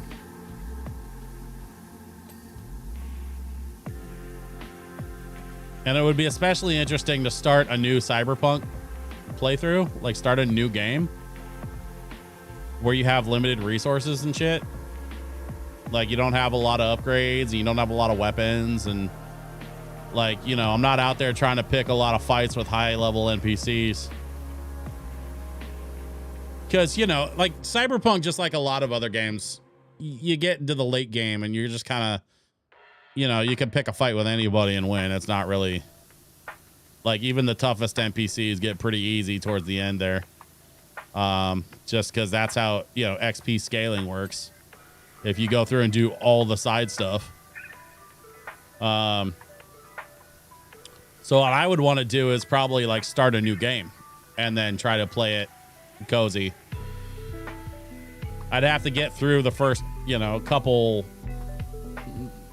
basic missions and shit, but you know, like, you make a few bucks and then you just kind of hang out, and then you know, you go to the ramen stand and buy some ramen. That was the other thing. I remember in his video, like, he wouldn't allow himself to eat until his NPC was eating, and he tried to like schedule meals for his NPC, so his NPC would eat like 3 meals a day or whatever, and he would only eat what his NPC ate. So like, if the NPC ate ramen, he would like eat instant ramen, or if his NPC ate some potato chips, he would eat potato chips in real life, which I think is really kind of an interesting way to conduct that experiment. And then he said 24 hours in Cyberpunk was like, was it like 15 hours in real life or something? Scaled the food to day and night cycle. Yeah.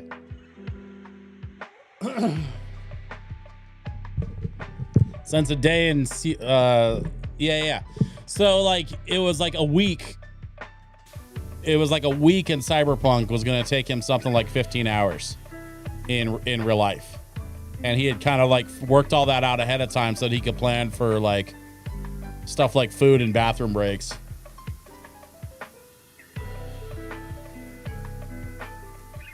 Which, again, like, I feel like that would fall outside of the scope of what I would be trying to do, so I wouldn't be putting myself through that anyway. I can't see myself like, you know, setting up for like a long-term stream like that. Oh, the floor. Entrance floor. Entrance crystals. I mean, obviously I got the floor to do, but where's the crystals? What did I miss?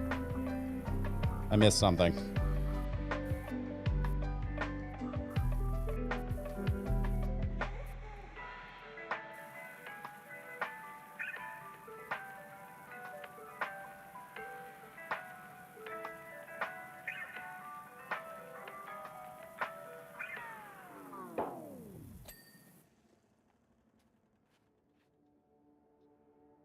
Up there. Damn it.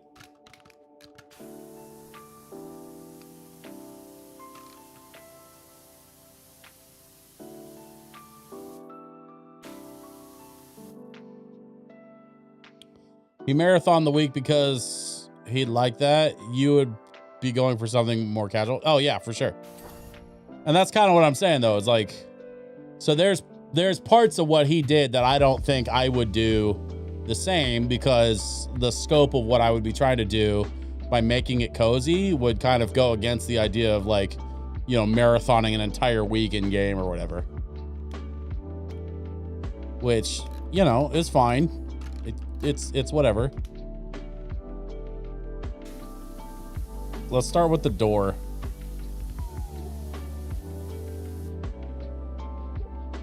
How deep does this go? Oh, shit. I think we could get this done today. Actually. I mean, we got to move. We got to get going, but I think we could get this done today. Can I get this room done in the next hour? I think we can. I think this might be it. You have to do it without me? Ah, buddy. All right. Well, thanks for hanging out, Pentacabo. I appreciate you as always, man. Like, truly, thank you for being here and being part of this. And thank you for the 70 months of support. I really appreciate that as well. Hope you have a great weekend, buddy, and I'll see you next week, hopefully.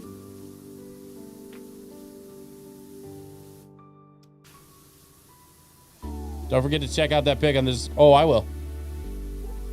Yeah, I'm not looking at my Discord right now because I'm live, but I will be jumping onto the Discord as soon as I'm done. And DJ Basic, if you haven't already. Thank you for the reminder. Yes, I actually do need to check him out, and I've got some time this weekend, so that'll be a good thing to take a look at this weekend when I get the chance.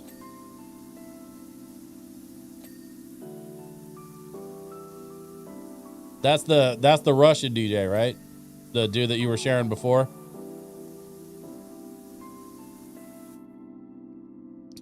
What the hell?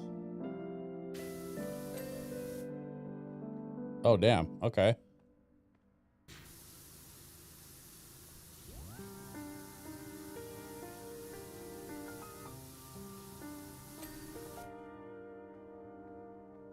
So I guess we're gonna just feed this thing all the way down. All right, then. I think he'll dig his vinyl. Yeah. Okay, cool. Cool. All right, man. Have a good night, buddy. And thanks again. I appreciate you.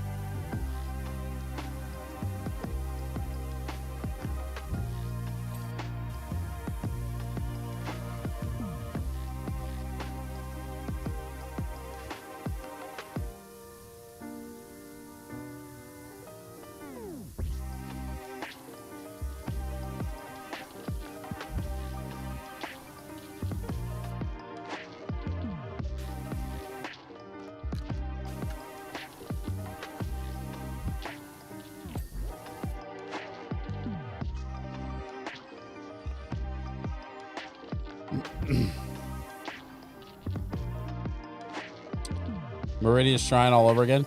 Kind of. I think it's smaller. But yeah, the way that they've leaned into the whole alien thing for this game is kind of silly. And you know what I'm really looking forward to is when I get done with this, this final level, I really want to go check out a YouTube video to look into the lore. Because I'm not going to take the time to pick apart every text message and stuff. But I know somebody on YouTube has. The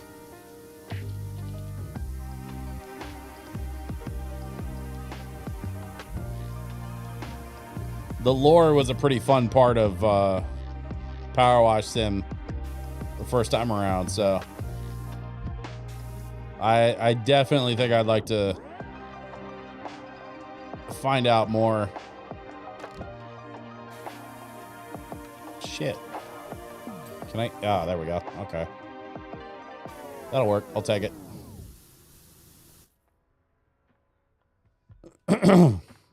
Let's keep going. I think I'm going to leave the stairs for the most part until the very end. I'm going to have the stairs and the floor be like the last part I do. We'll wash everything else.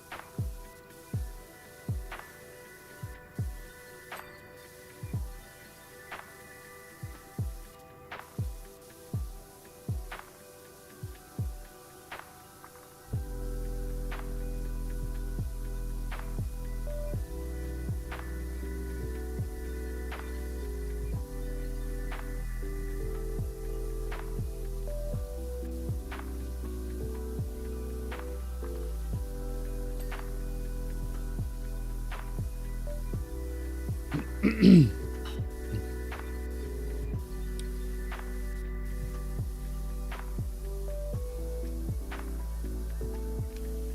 I know it's Friday, but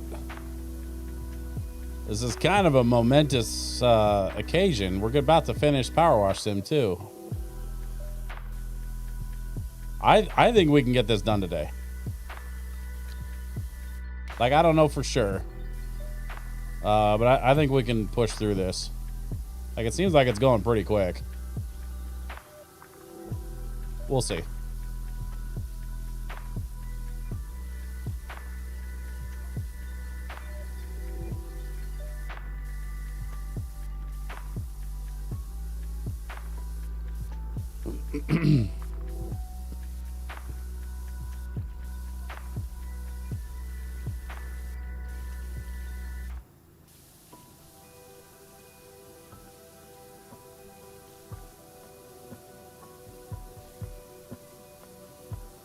I think it's funny that, like,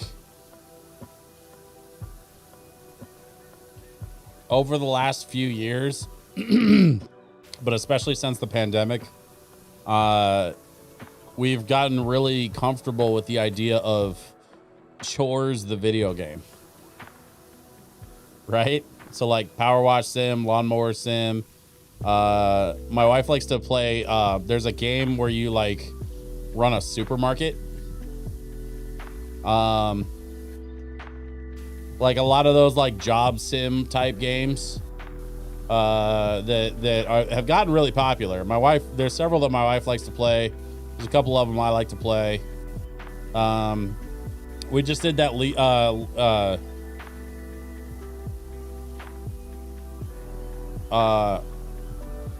was that, leaf it off, or the game where you pick up the leaves, and then there's like squirrels in the basement that are watching you the whole time. I can't remember what that game was called, but it was a pretty cute game, but it was another one of those like Chores, the video game, you know what I mean?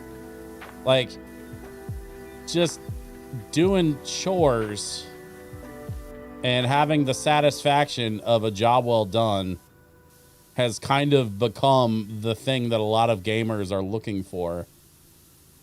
And I don't know what that says about where we're at societally. That people are no longer interested in, you know, grand adventures. They just want to get something done around the house. Or they just want to go to work and not be bothered. Like, there's like, maybe that's the fantasy, is to have a job.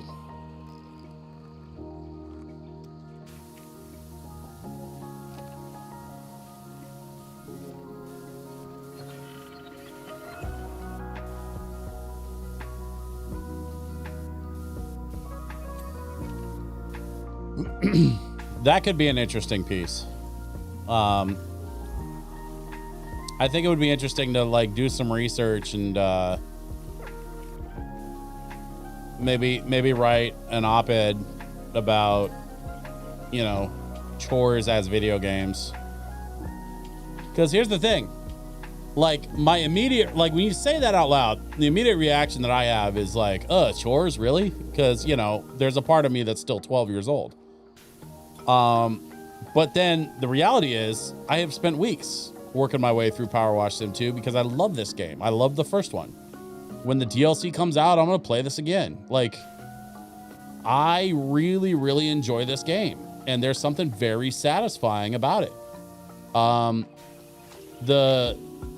was the other? PC Build Sim. You're running a repair shop.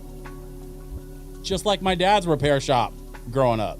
Like, PC Build Sim takes me to places in my childhood that the majority of the world does not understand, because the majority of the world was not in PC repair in the 80s, let alone the 90s, let alone the, you know, the post.com era of the 2000s, where suddenly everybody had 2 or 3 PCs and social media became a thing. right? Like, I literally grew up in a computer repair store. Oh, hey, thanks. I just got handed hot chocolate. I literally grew up in a computer repair store, and so when I played PC Build Simulator, yeah, part of it was like, you know, having a job of running a computer shop, which is, you know, a very familiar space for me, but also like there's something really satisfying about getting things done. And I think that's what game developers have started to sort of tap into, is just the satisfaction of the work. And especially comparing it to real life, like my real life experience has been that, like, it doesn't matter how good of a job you do, like, you're just feeding the beast. Like, it's just a never ending cycle. And and eventually it goes from feeling satisfactory to feeling kind of abusive. Like the system is just never satisfied.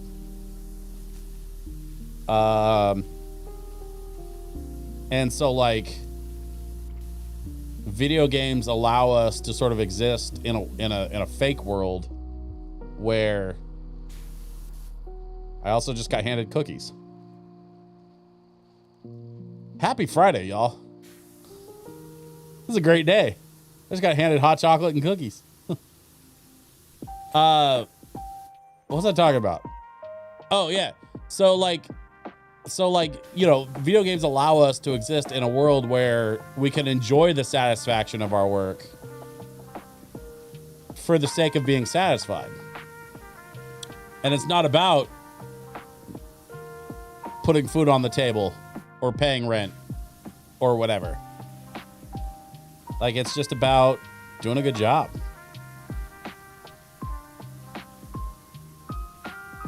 And I think there's something to that.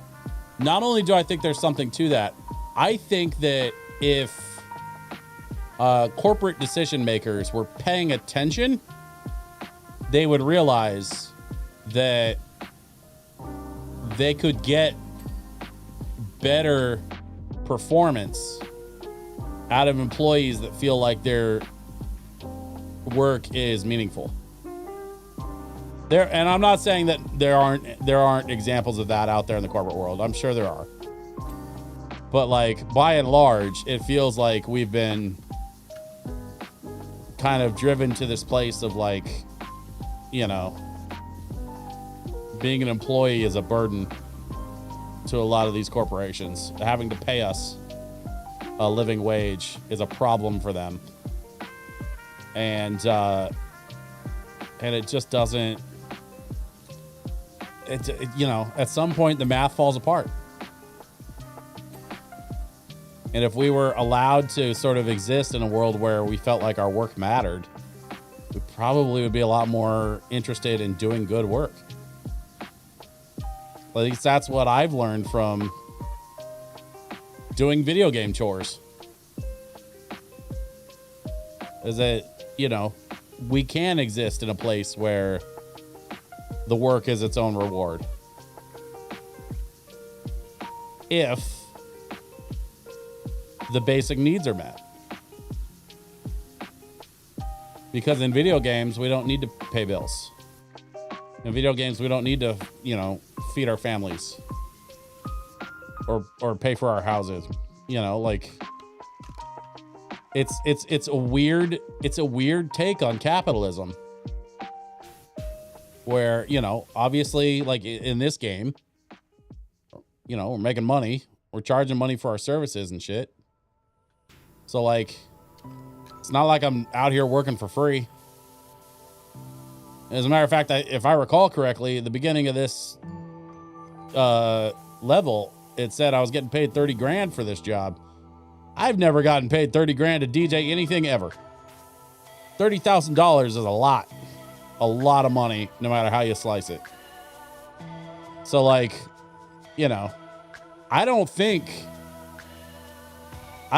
this is about anti-capitalism. I think this is about something deeper.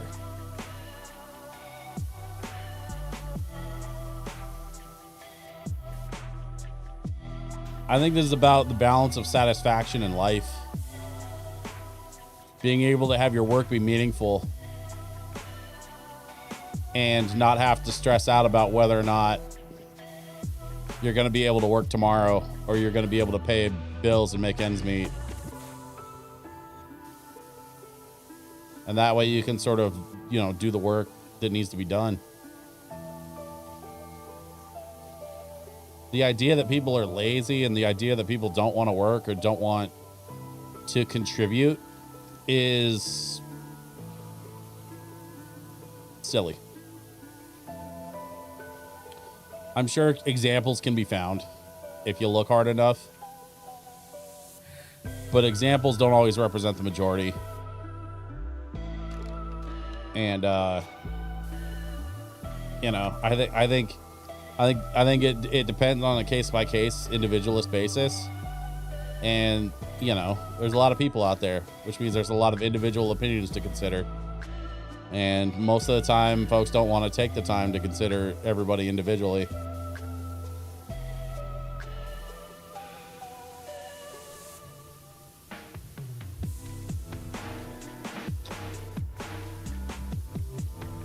So where does that leave us? Well, we are about 43% of the way through our final level of Power Wash Sim. It is just now 9 o'clock.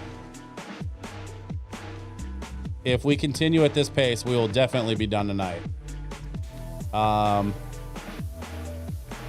So what do we play next?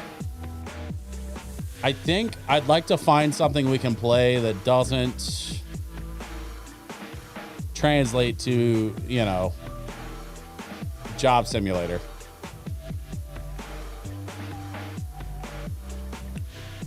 I like the idea of Little Kitty Big City. I think that would be a fun one to play. I'm kind of curious, like, what else, though, I can find. And, I you know, really, I got to do some digging. I was looking at my wish list on Steam. There's a bunch of games on my wish list that aren't even out yet. And I'm a little bit bummed because, like, I really want to... Oh, shit. Hey, drum blanket. I want to rock and roll all night and party every day. Did you get a chance to watch the Electric Mayhem show, the Muppets Mayhem on Disney Plus? I hope that you did, because that show is excellent. Also, hey, drum blanket, I got a bone to pick with you. I'm glad you're back, because we got to talk. Your YouTube channel is so fucking good. Why did you stop? Dude, like, you're on to something. And some of your most popular videos are, like, insanely popular. Like, holy shit, man. You've got a good thing going. What are you doing?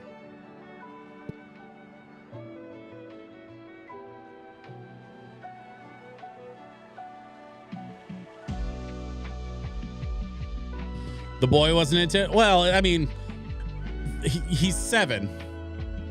And probably doesn't know much about the Muppets because in his lifetime, the Muppets have been an afterthought for old people. But those of us that grew up on the Muppets, like, that show is like hardcore nostalgia. By the way, I'm not really yelling at you about your YouTube channel. This is my way of telling you I checked out some of your videos and I like the work that you were doing.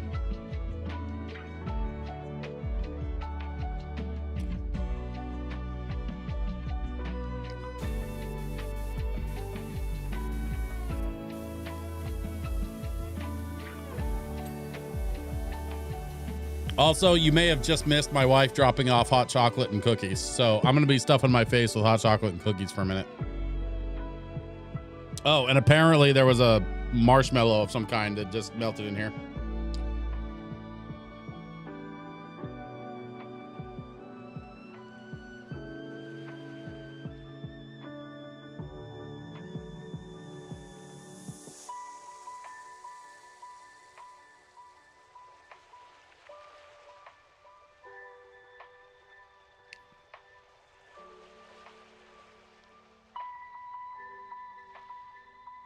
It's a lot of work to do the customs. Yeah, I get that.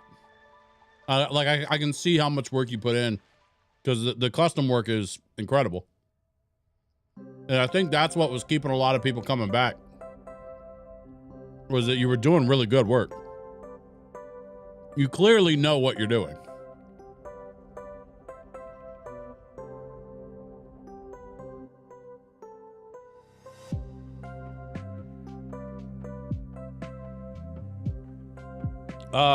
I mean, obviously you got to do what's best for you. But I'm going to tell you right now, as a producer, like my producer brain goes, holy shit. Like I could do something with that. If I ever found something that popped off the way that your custom stuff popped off, like I would definitely lean into it. Or find a way to sort of like, you know. But that's my 2 cents. And I'm not going to harp on it. I just wanted to kind of throw out my 2 cents because I did check out your channel and I did really like the work that you were doing. And I think you're incredibly talented. So thank you for putting that out there, man. I love checking that stuff out.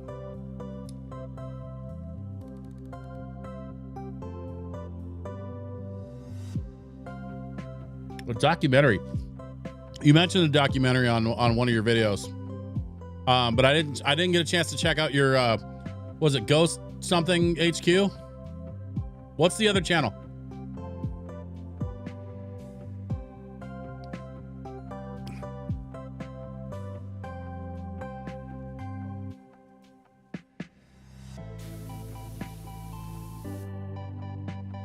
Ghost Quest HQ. Got it.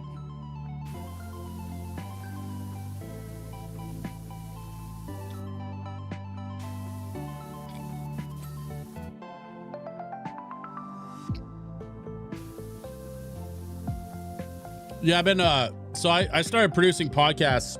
I mean, I was a journalism major in college in the mid 2000s, and I started producing my first podcast in 2009, and then did that till, I mean, honestly, I'm still doing that. And then I just actually produced a podcast last year where I got to talk to some pretty cool people. That stuff's all on my YouTube channel. And then, this year, actually, I just started pre-production on a new podcast project that's going to be coming out later this year. And I can't really talk about it yet. But this is going to be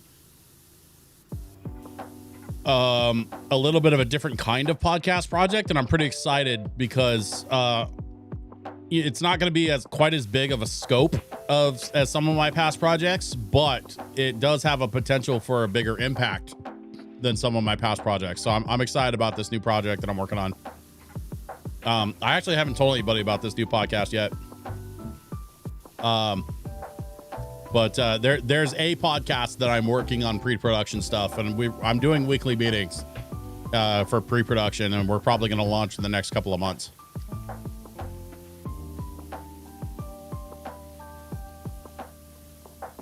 And that's the thing that I think a lot of people on YouTube, and I don't mean you, Drum Blanket, I mean just sort of in general. I think a lot of people on YouTube kind of like look at subscriber count and just sort of see that as like a quick and dirty indicator of, I don't know, talent or ability or something. But like, I never really cared that much about subscriber count because I work IRL in entertainment. Like I've been a DJ since 1998. I've been a podcast producer since 2009. I was a journalism major in college. You know, I've been a musician since I was 10. So like having had a background in real life entertainment, like I look at subscriber count, and yeah, to a point, you can kind of look at somebody and be like, oh yeah, they got 1 million subscribers. They must be doing something right. You know, like you don't get numbers that big unless you're doing something right. But at the same time, like subscriber count doesn't necessarily dictate talent. And I think that's what a lot of folks on YouTube maybe don't understand because they don't have the experience in real life entertainment that I do. Being a part of fun projects is something I love. It's cool to see people using their strengths. Yeah, that's what I'm saying, man. Like there's a lot of avenues to be able to use strengths like that. I mean, shit. Have you have you ever thought about collabing on some custom stuff and making a video around it? Like if you reached out to somebody and be like, hey, check out this custom thing I did, 10 years ago. I want to get back into customs. Would you want to partner on something like, that kind of thing? Dude, if you took commissions, like if you opened up for commissions and started doing, kind of like an artist, because what you're doing is art for sure. Like you're absolutely creating art with your custom work. Like it's a high enough level that I don't think anybody would argue with that. Sorry, I'm brainstorming again, and you didn't ask for this shit. I apologize. I'll back off. But what I was saying is, having had a background in the entertainment world, when I got into producing content online, I'm just so much less concerned about subscribers and followers. So like, if you look at my channel and you see 6,000 people, I'm going to tell you right now, those 6,000 people do not watch my shit. Most of those people were from 1 or 2 videos I did from a series of React videos that I'm not making anymore. So like, they're dead subscribers. They're not going to watch my stuff probably ever. And I've had to sort of come to terms with that. Doesn't mean my channel's dead. I've been wanting to produce more, and actually my goal for this year is to get back to making YouTube content. I've just been kind of saddled with a couple of side projects. No one's ever wanted to collaborate. I did do customs for people, but I'm really lazy, and that's bad when you're commissioned to do a job. Yeah, I could see that being a problem.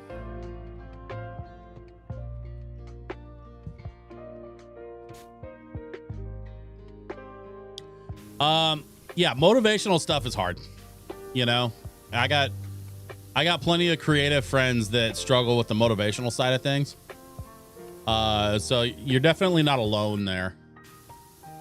I think that's been my problem for years, is that, I have all these things that I want to do, but then, sometimes I'll have, project paralysis, I think is what they call it, where you get so buried in the minutia and buried in the details that you just kind of get stuck and nothing gets done. I've tried really hard to work on improving that.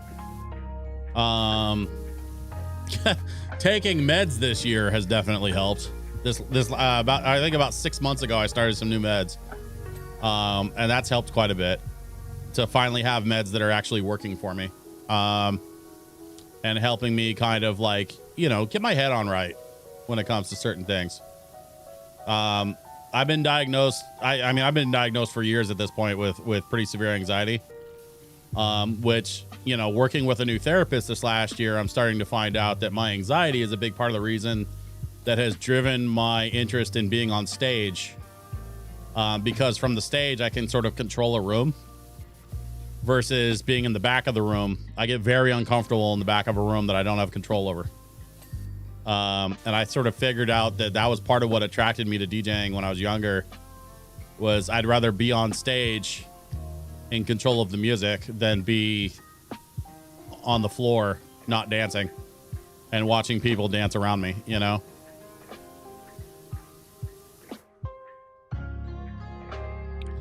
I need meds to make my fat go away. Bro, same. That's one of my other goals for this year, is to try and get myself back onto some GLP-1s, because they were working for me. They were just a little pricey. And then when I went from my last job to back to working for myself, I had to let the GLP-1s go for a little bit. And it's been a little bit less than a year now since I've been off the GLP-1s, but I was losing 10 pounds a month. Like, I was well on my way. I lost 60 damn pounds on the GLP-1s in 6 months. I was pretty proud of myself. So that shit definitely works. And I used a company called Henry Meds. Hashtag not a sponsor. Nurse friend of mine recommended Henry Meds to me, and I checked them out, and they had an oral pill that I could just stick under my tongue every day. instead of having to take the shot, and it was awesome because the oral pill version worked really well for me, and it was super easy to take, and it kind of tasted like toothpaste.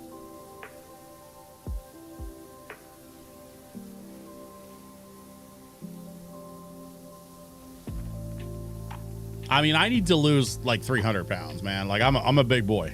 I'm a real big boy. But I'm built like an NFL center, so I kind of carry it around. A lot of people are really surprised when I give them the numbers. They'll guess how much I weigh, and they're usually off by a couple hundred pounds just because of the way I carry it, which is funny. I'm also 6'4" though, so like, you know, like that throws things kind of off too. People don't really know what to make of that. I'm just a giant teddy bear.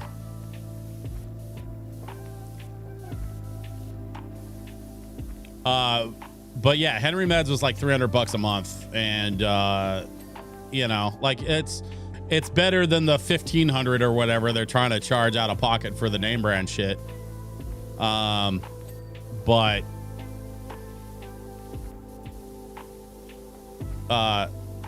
that $300 a month, I had to let that go because I had to buy some gear to take on some bigger clients last year. And now I just have to, now that I have the gear, I just have to book some of those clients again this year, and hopefully I'll be able to get back on the meds. So that's one of my goals for this year, is to get back on the meds, to get my YouTube channel active again.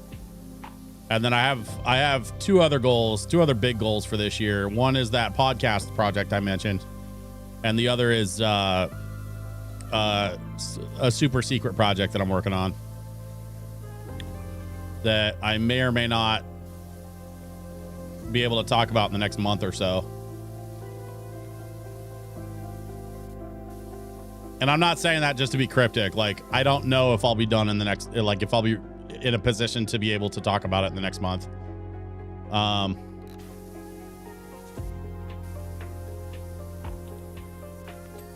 yeah, you know, like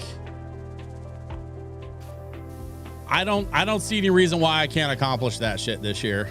It's just a matter of, you know, sticking to it. The reason I'm setting these plans is not because I want to make New Year's resolutions for myself. These aren't New Year's resolutions. These are plans for 2026 that I plan to execute. And it might take a few months. It might take some patience, but I need to kind of keep my head down and do the work.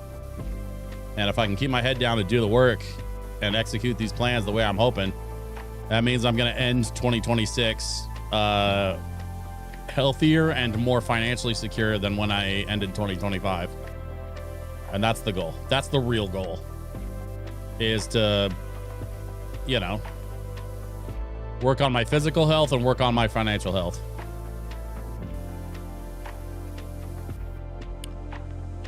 Just checked out Henry Meds. Yeah, do it.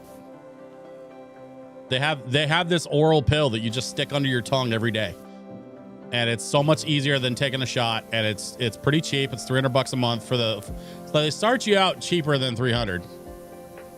They start you out at like $100 a month, I think, and then and then after 3 months it goes to like, I think it goes to $200, and then when the meds go up, you get to a certain point where it goes from $200 to $300, because it's the higher med dosage. But you kind of work your way up to that, so it's not right away. And hey, if you can't afford $300 a month, like, you know, that's the reality for a lot of people. So like, there's no shame in that. It's just I think for me, it's a goal that I want to set. What I found when I started doing them was that I was saving $300 a month in DoorDash.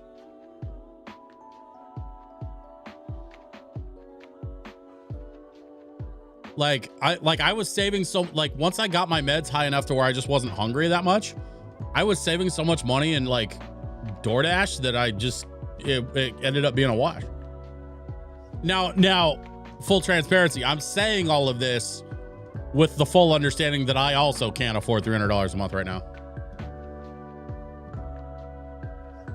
because I had to put my money into some other shit this last year. So that's why it's a goal for this year, you know, book some more gigs, make some more money, hopefully get back on the meds and get my weight down. Because that's the other thing about being a DJ, you know, it's a performance job.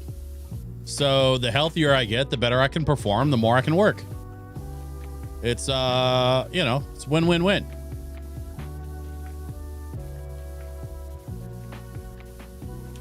But at the very least, I can tell you the Henry Meds is what's called a compound pharmacy, and the compound pharmacies work.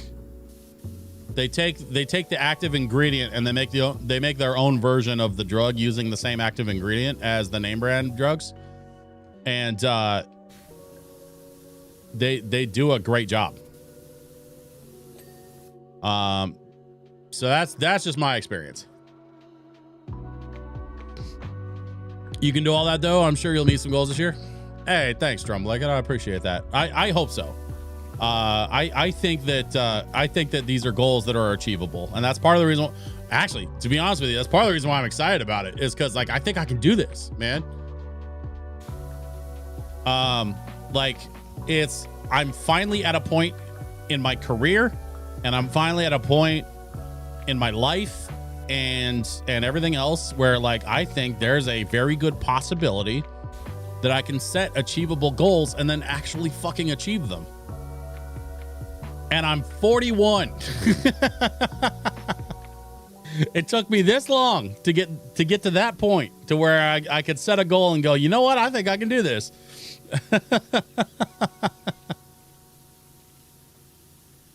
But whatever, man. You know, age isn't the point. The point is, it might have taken me a while to get here, but I'm here. That's the point, because I finally got there. And you know, I know it's a little bit cliche, but it's one of those things where like, if I can do it, literally anybody can do it. I have so much shit working against me. And you know, it's just, you know, it's just taking baby steps and finding a way to have the right attitude. And then you can kind of turn the ship around, right? That's, and I'm not saying that that's what you need. I'm saying that's what I went through. I've been struggling for the last several years. I mean, the pandemic was really rough on me, man. I lost 100 pounds before the pandemic in the gym doing water aerobics with the old ladies in the pool at my gym. I lost 100 pounds. And then the pandemic hit and I gained 150. So the 100 I lost plus another 50 during the pandemic, all because I could no longer go to the pool because it was shut down due to the COVID pandemic. That shit's frustrating. That shit was so frustrating.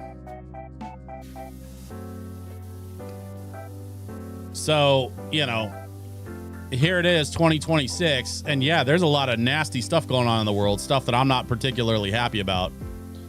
But at least in my personal life, I haven't given up yet, and I'm glad that I haven't, because now I'm starting to see some light at the end of that tunnel.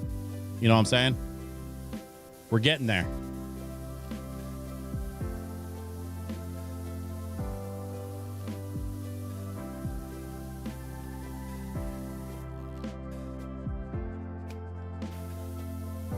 Actually, you know what, Drum Blanket, since you're here, I got a question for you. This is kind of unrelated to what we were talking about.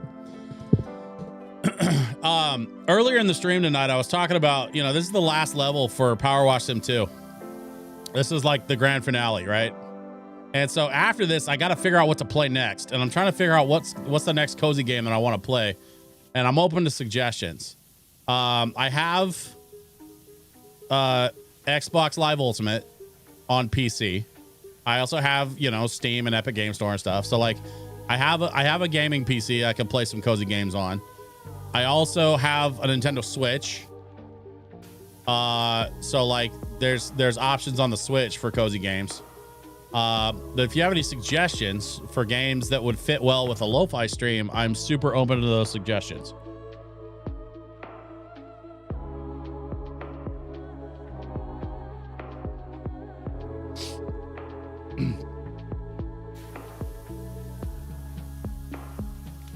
because as of, you know, next Wednesday, I'm going to need a new game to play, which means I'm also going to have to change up probably the background on my stream, which is fine. I can find another background. That's not a big deal. But yeah, I want to get into my next game, and I got to figure out what that next game is going to be. One of the games that we were talking about was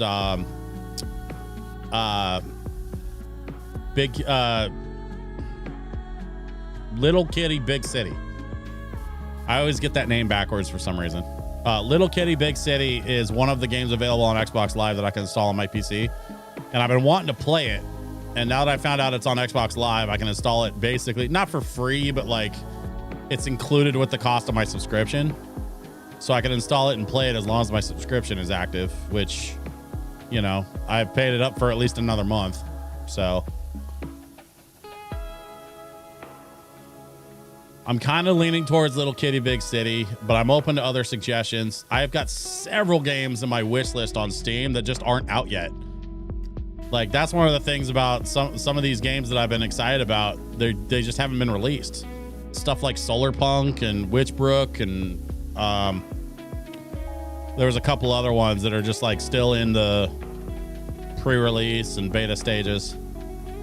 My wife sent me a game earlier tonight that's in like a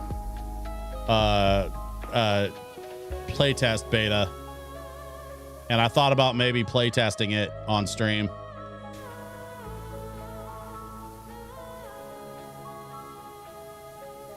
Actually, that might not be a bad idea. Just do something completely new and different.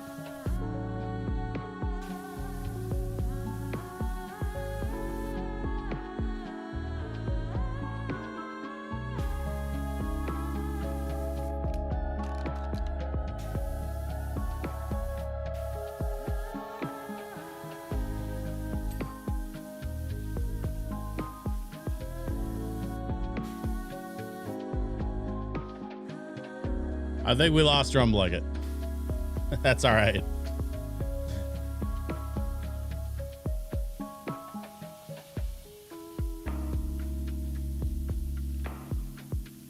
Man, I've really enjoyed playing Power Wash Sim 2, but I'm not gonna lie, I'm gonna be glad when this is over. Like, I'm ready for a new game to play. I've been ready for about a week or two now. That's the one thing that I don't like about streaming games like this, is I can't really play at the pace that I want to. Like, I can kind of, but like, I'm yapping at y'all and I'm making content, and I'm, you know, like, it's not just me sitting here zoning out and playing whenever I want to play. I only play 2 nights a week because I'm only streaming 2 nights a week. So it takes, you know, a game that should have taken me 2 weeks to beat is taking me 2 months.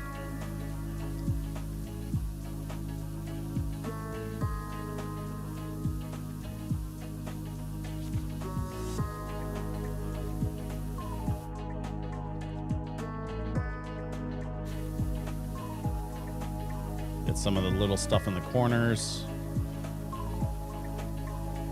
I kind of said I wanted to do the floor last.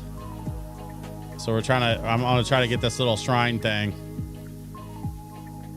Just knock this out as best I can, and then hopefully the floor will be the last thing that I do. I'm gonna go all the way back up to the top and do the floor.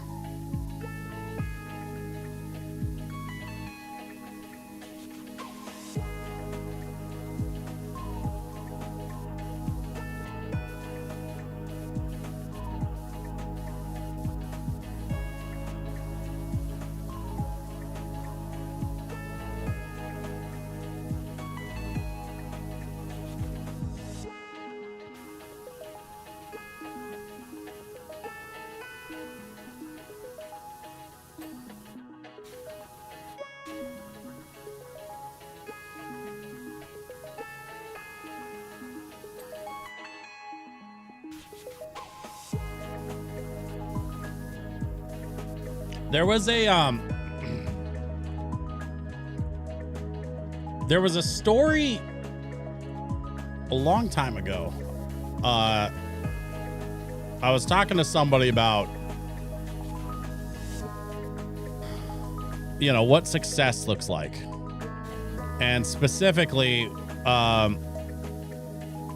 heard this story about this guy that wanted to be a radio DJ, but he went into business. And as he went into business and financing, he sort of like grew his portfolio and he made a bunch of money. And long story short, he ended up doing really well in business to the point where he was able to buy a radio station, like buy a couple of radio stations. And when he bought a couple of radio stations, he was able to program like a couple hours in the middle of the night where he could DJ at one of his radio stations. And he was able to sort of like fulfill his dream of being a DJ, even in just the middle of the night, by buying his radio station.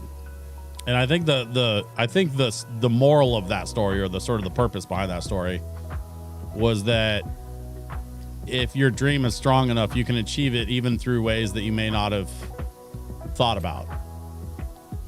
And that, you know, like hard work is hard work, and if you stick to your dream, you can eventually achieve it.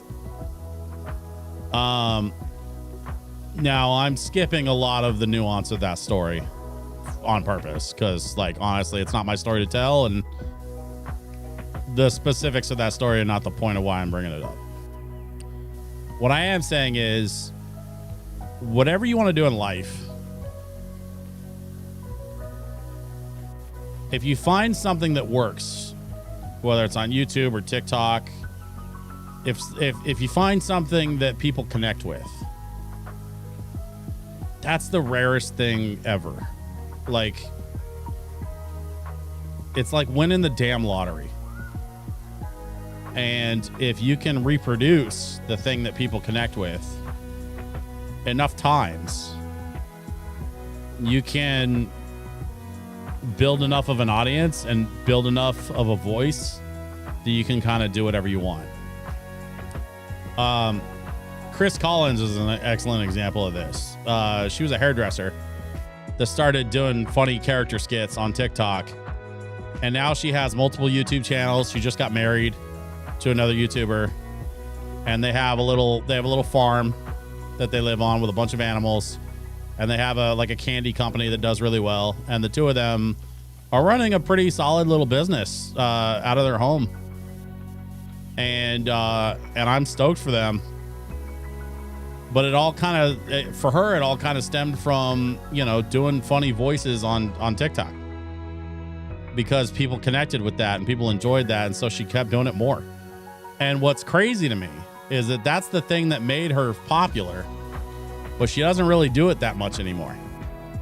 She makes a lot of YouTube content because so much of her brand and so much of her like career as a content creator has shifted over to YouTube and away from TikTok. But it started on TikTok. And I think it's a really good example of a roadmap where, you know, she didn't want to do characters and voices and shit forever, but she did it long enough to build an audience and take that audience over to YouTube and build the career she wanted from the audience that she gained, rather than trying to build an audience she wanted from the career that she gained. And so, like, at some point, I'm hoping eventually that something I do creatively will pop off the way that in the way that I've seen other creators be able to pop off, and I can build that into the career that I want by finding something that connects with people. Because once you connect with people, like, you can truly connect with them, and then you can kind of do whatever you want from there. But that's my hope, is that at some point as a creator, I can find something that connects with people well enough that people want to stick around. And then once I have that audience that I've connected with, then we can do some good. Another excellent example is a guy named Scotty K Fitness. Kind of started his career on TikTok, has migrated over to YouTube and is doing more stuff on YouTube these days. But he's still pretty active on TikTok actually. But he's doing a lot of like streaming. He's doing a lot of YouTube content, and has kind of expanded his brand into doing some licensing stuff and some product collaboration stuff. But he does a lot of charity work too, which I think is super cool. And that's the kind of shit that I've always been really into. I do a lot of charity work already. I mean, shit, I just found out that the Portland Ghostbusters raised 200 grand with or at least they were part of raising 200 grand for with Spirit Halloween for the local children's hospital. I mean, that kind of work is incredible. And it's not about making money. Like, you know, I've raised as much just being a DJ for charity events over the years. Like, not all in one go, but over the years I've definitely raised a good $500,000 worth of charity dollars for you know, with the various events and stuff that I've done over the last, you know, decade and a half. And it's super rewarding. Like, I love doing charity work, and I love being able to like contribute, you know? And so that's really kind of what I would like to do someday eventually with the right kind of audience and the right kind of voice, is be able to make an impact, be able to find a way that is going to find a way that's going to like not only like help people that need help through charity work or whatever, but also like find a way to make an impact that's going to be memorable for the right reasons, I guess.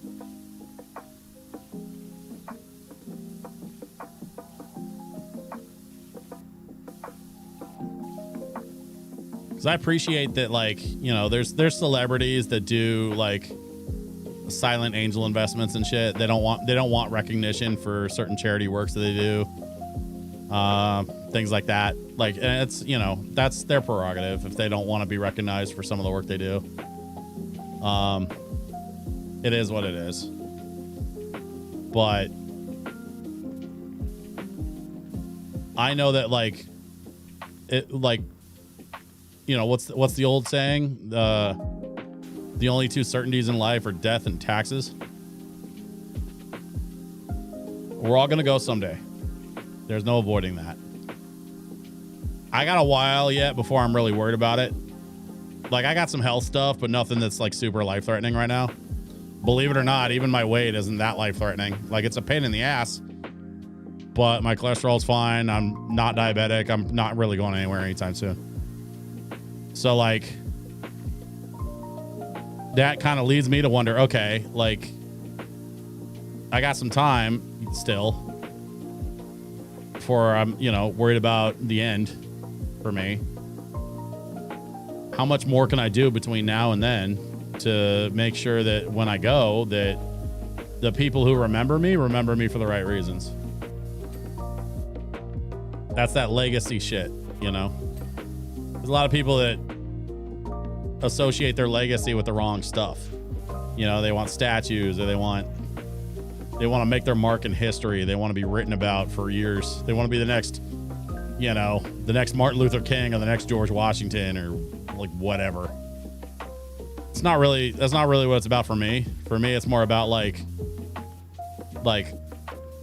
the people that I affect. I want to make sure that I'm affecting them the right way. That's all it is. Okay, hold up. What are we doing? Conduit channel.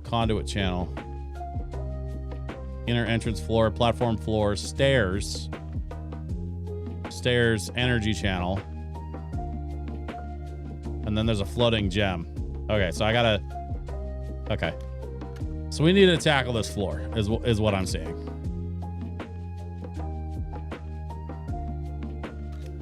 Actually, I'm not even going to use the circular thing. I'm just going to hit it with the sprayer. Oh, shitty spam bot. Go away. Bye-bye.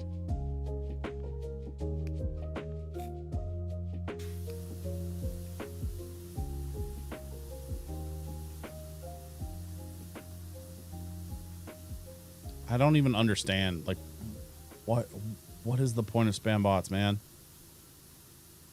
In 2026, people really still be clicking on that shit? Give me a break.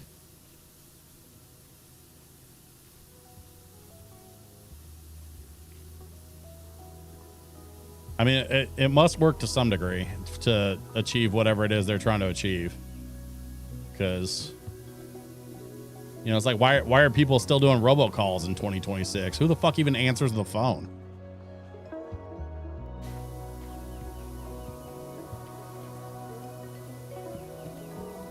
My 71-year-old mother prefers that I text her instead of calling her.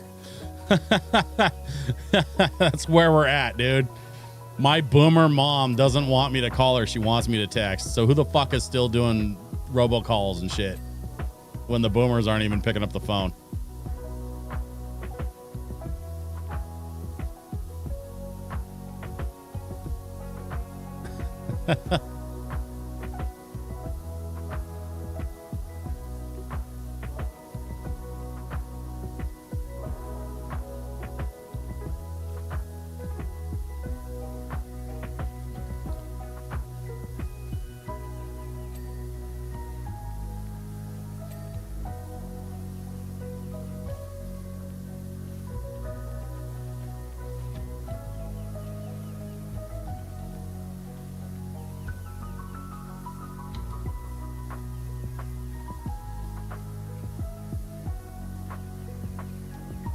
Okay.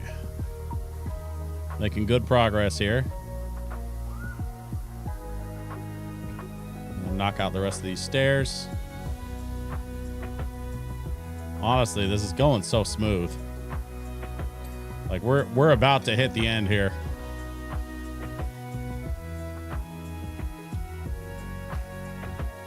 I can't believe we're almost done.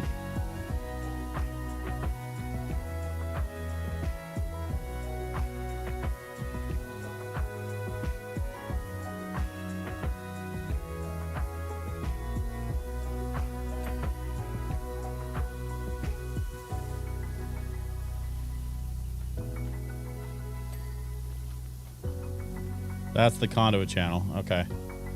And then this is the platform floor.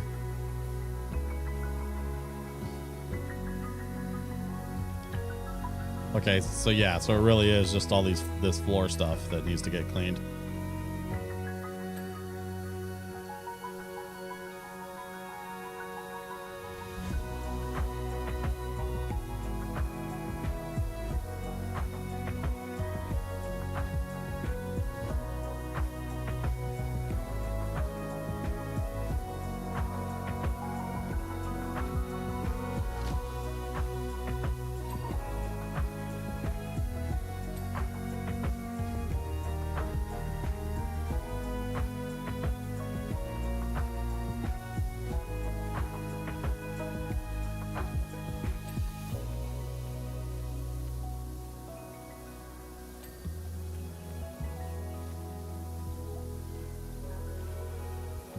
Looks like another channel here. Interesting.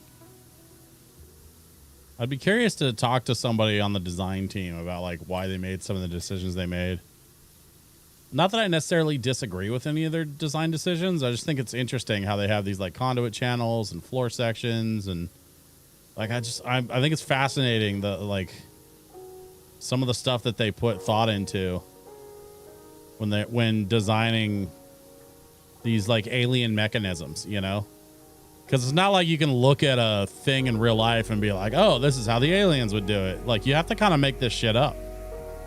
And I think it's fascinating how much of this is just completely made up imaginary stuff, but then the level of detail that you have to put into it in order to make it like functionally work as a power wash level, you know?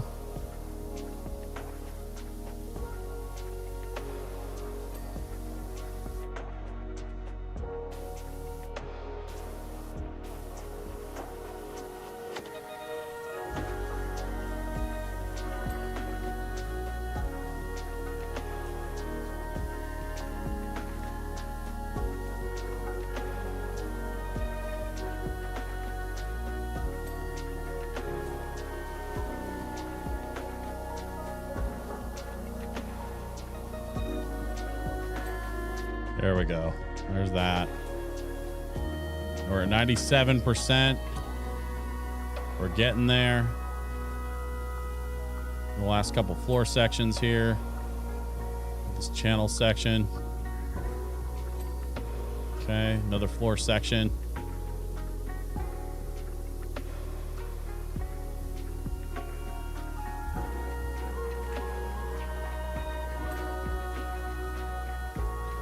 Okay, channel section.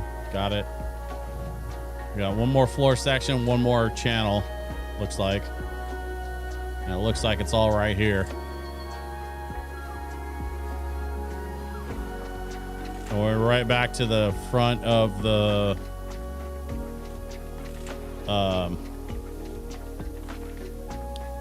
altar, I guess. Is that what that is? Oh shit. Oh shit. That thing just showed up.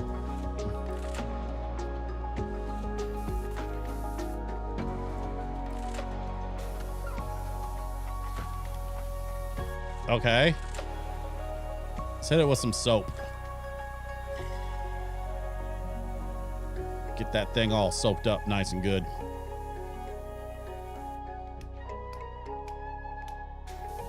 And then we can hit it with the wide scrub. There we go. Not a speck of orange left on that side. All right, let's get around to the other side. Holy shit.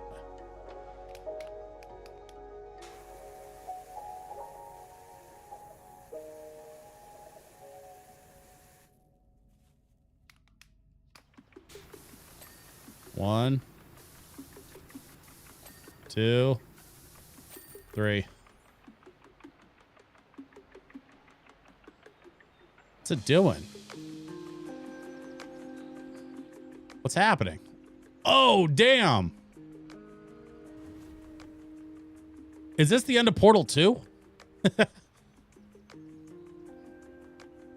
We just shot the moon with a alien laser beam.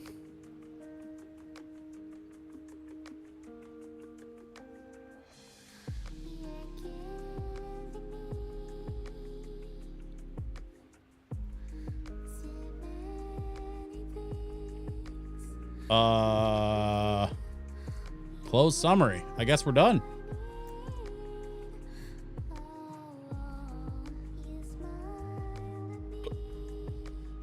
Oh, look at the kitties.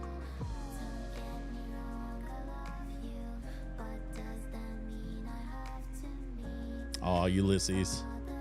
She's a good girl, and she's a good mom.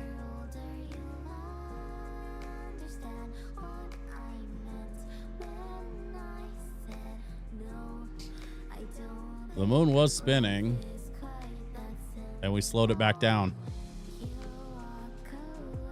Whatever was going on with the moon, we stopped it. Huh.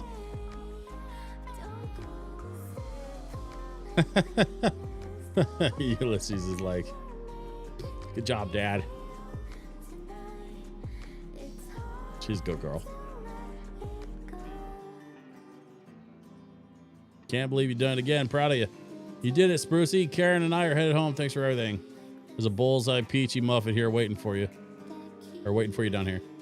Thanks again, Pete Cleaning. Greetings from Honolulu. Banked that truck deposit thanks to you. Oh, wow. There's a lot of text messages there. And now we're going through all of my time-lapse videos.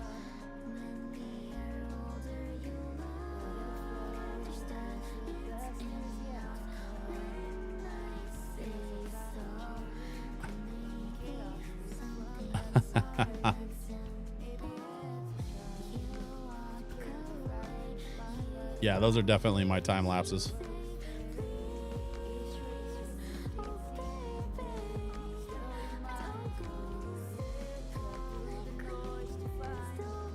Hang on.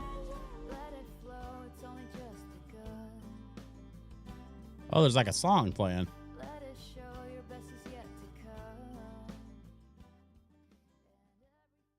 Oh. All right. Well, shit.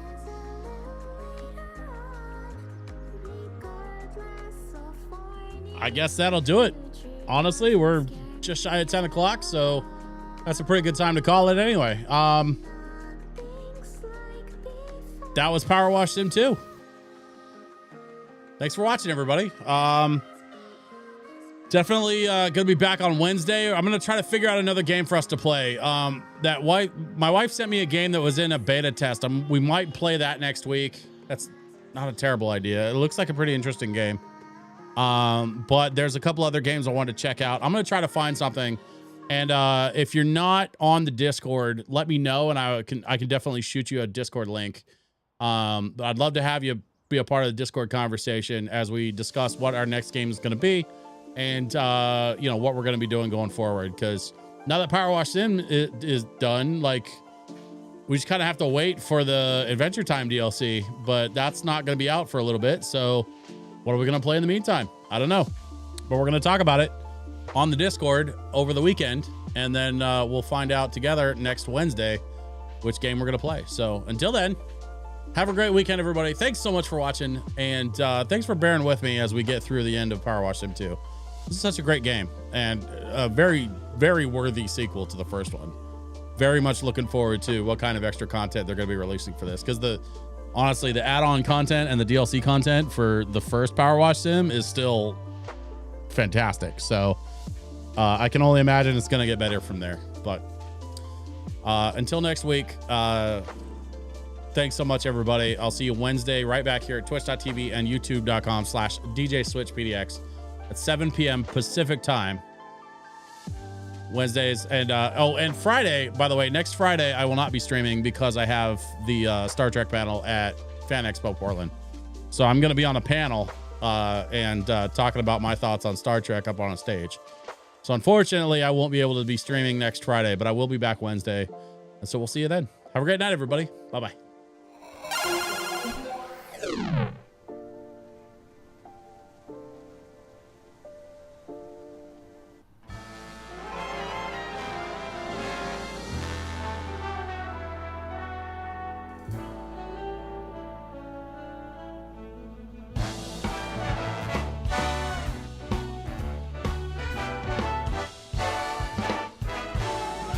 This was a triumph. I'm making a note here, huge success. It's hard to overstate my satisfaction. Aperture science. Do what we must because we can. For the good of all of us, except the ones who are dead. But there's no sense crying over every mistake. You just keep on trying till you run out of cake. And the science gets done and you make a neat gun for the people who are still alive.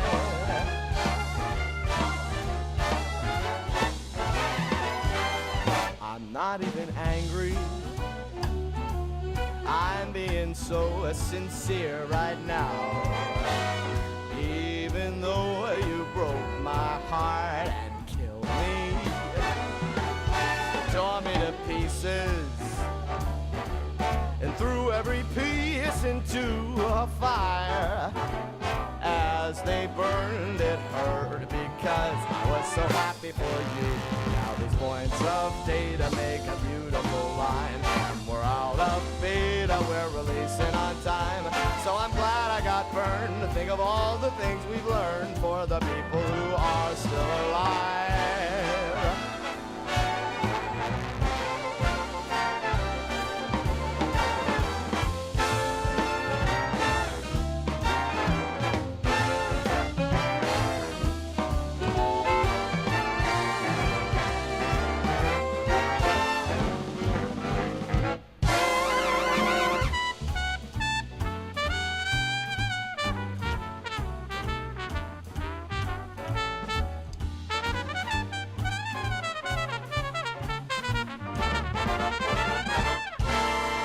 Look at me still, it's wanted to do. When I look out there, it makes me glad I'm not you. I've experiments to run, there is research to be done on the people who are still alive. And believe me, I am still alive. And while you're dying, I'll be still alive.